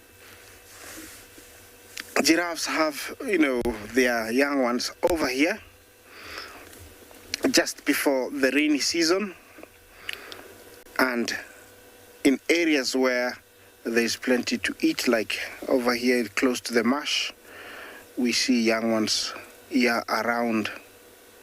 So there's no specific season, and they carry their young for about 14 to 15 months. Such a long time, but it is also a very big animal. Fully grown female will weigh up to around 1,300 to 1,500 kilos. Males up to almost 1,800. So they're big. The gestation period is also longer. And the young ones at birth, most of them stand taller than us, up to around 7-8 feet. Yeah, I think a fight is being picked up there. Like I said, it's starting to brew slowly. The fights can be quite intense, and some of them can be fatal. 2 years ago, we experienced where 2 males fought to death. It is not clear under what circumstances they died, but my guess was due to exhaustion, one fell on the other and it couldn't wake up, and so both of them died. It was very, very strange. I saw it, and I cannot explain, how and what caused it. You see, yeah, that's still picking a fight, trying to mock-mate the other. Sometimes it's trying to annoy it. You can see that.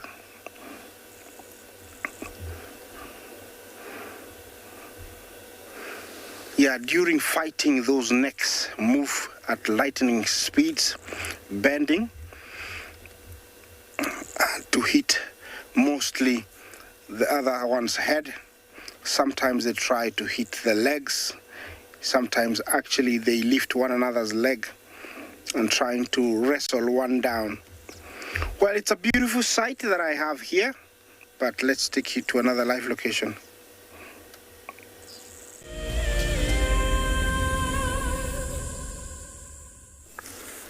Welcome back to this side of the Mara, from the tall giraffe to the biggest land mammal.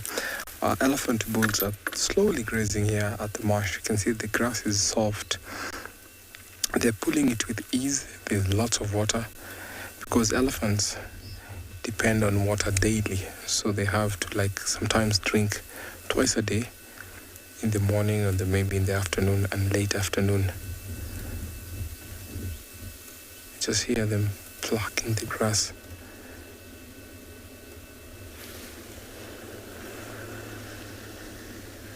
So these bulls will always be in 5. So I always call them the musketeers, because sometimes we find them at the main crossing, we find them here at the Ololo Pride area, we find them at the Owino. So the bulls walk long distances, and because elephants are not territorial, they cover big home ranges, and these home ranges are utilized as territory sometimes. Yesterday we happened to come across a big bull that was in mask. So he's from this group of bachelors, and the reason why they have masks sometimes is to heighten the hierarchy within the bachelor herd. I've always seen these bulls walking over to that mini forest on the edge there, and then in the morning coming out of that forest.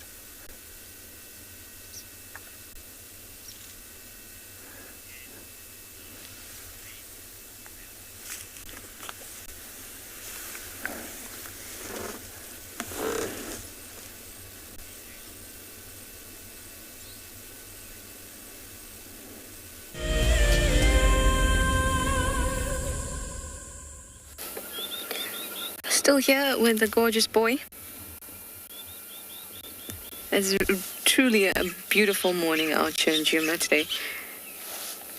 So many wonderful birds, the weather is perfect. A little bit of rain to remind you that you are alive. He was looking at a Birchall starling when he did that. He saw a woodland kingfisher as well that irritated him, which was quite entertaining. We were hoping it would stick around. We think that he's trying to summon up the courage to get up there because the tree, and you might see the carcass now, so if you are sensitive, you might want to look away just momentarily. I'll tell you when you can look back. The tree is quite tall.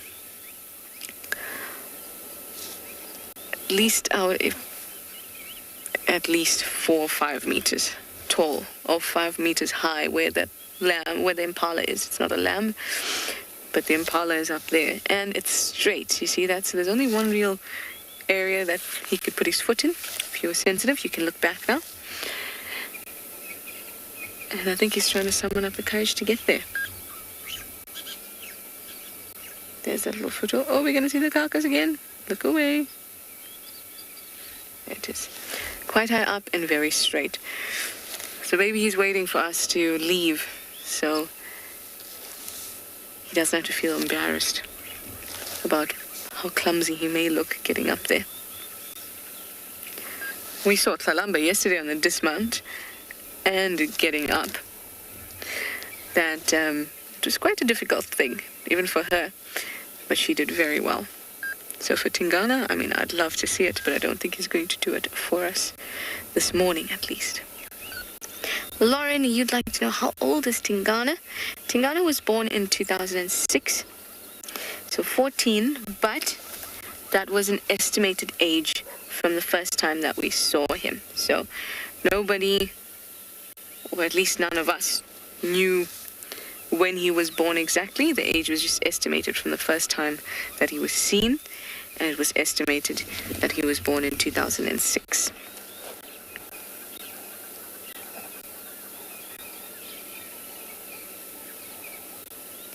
So he's definitely an older leopard, but he's in fabulous condition. Also, Tristan had a discussion with you guys previously about how that estimation could have been wrong, because he does look really, really good.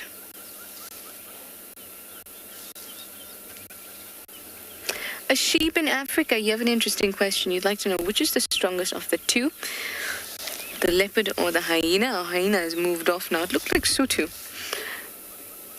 and it's moved off now. Which is the strongest? The hyena has a stronger bite force, much stronger bite force, and also has quite a strong head and skull, stocky, and less agile than a leopard, less stealthy than a leopard by far as well. You can hear a hyena crashing through the bush very easily, but you won't hear a leopard. But the leopard's body and neck is so strong to allow them to hoist animals that are at least half their weight. They can hoist even their own weight up a tree. Sometimes they will struggle, it obviously depends, and they'll try to get the guts out of the animal before they hoist, especially if it's large. But in that sense, they are very strong, and they can pull up,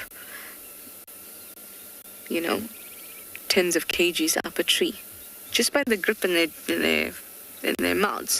They have very strong shoulders and neck.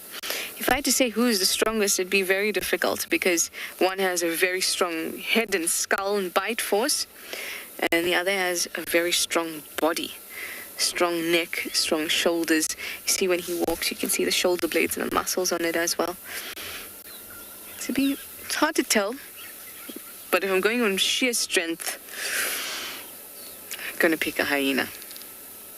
It's also heavier. Average weight is heavier.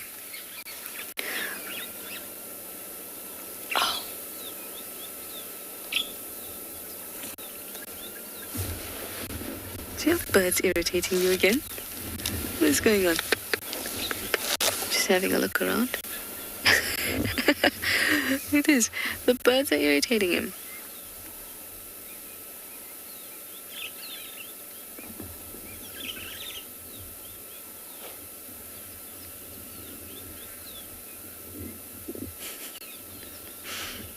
Well, I hope he makes it up there so he can finish what's left of the carcasses. Not too much, but all the good bits, brain, eyes, and stuff like that is still on there. Those are very nutritious and juicy, moist parts of the body, and you can get quite a bit of nutrients from there and moisture. Should be good for him. Hope he gets up there. But I think he'll wait for us to leave, which is going to be very soon, because we've come to that time where we say goodbye to you all. And thank you for your questions and your comments. It's always lovely to have you on board. We'll see you in the afternoon for Sunset Safari.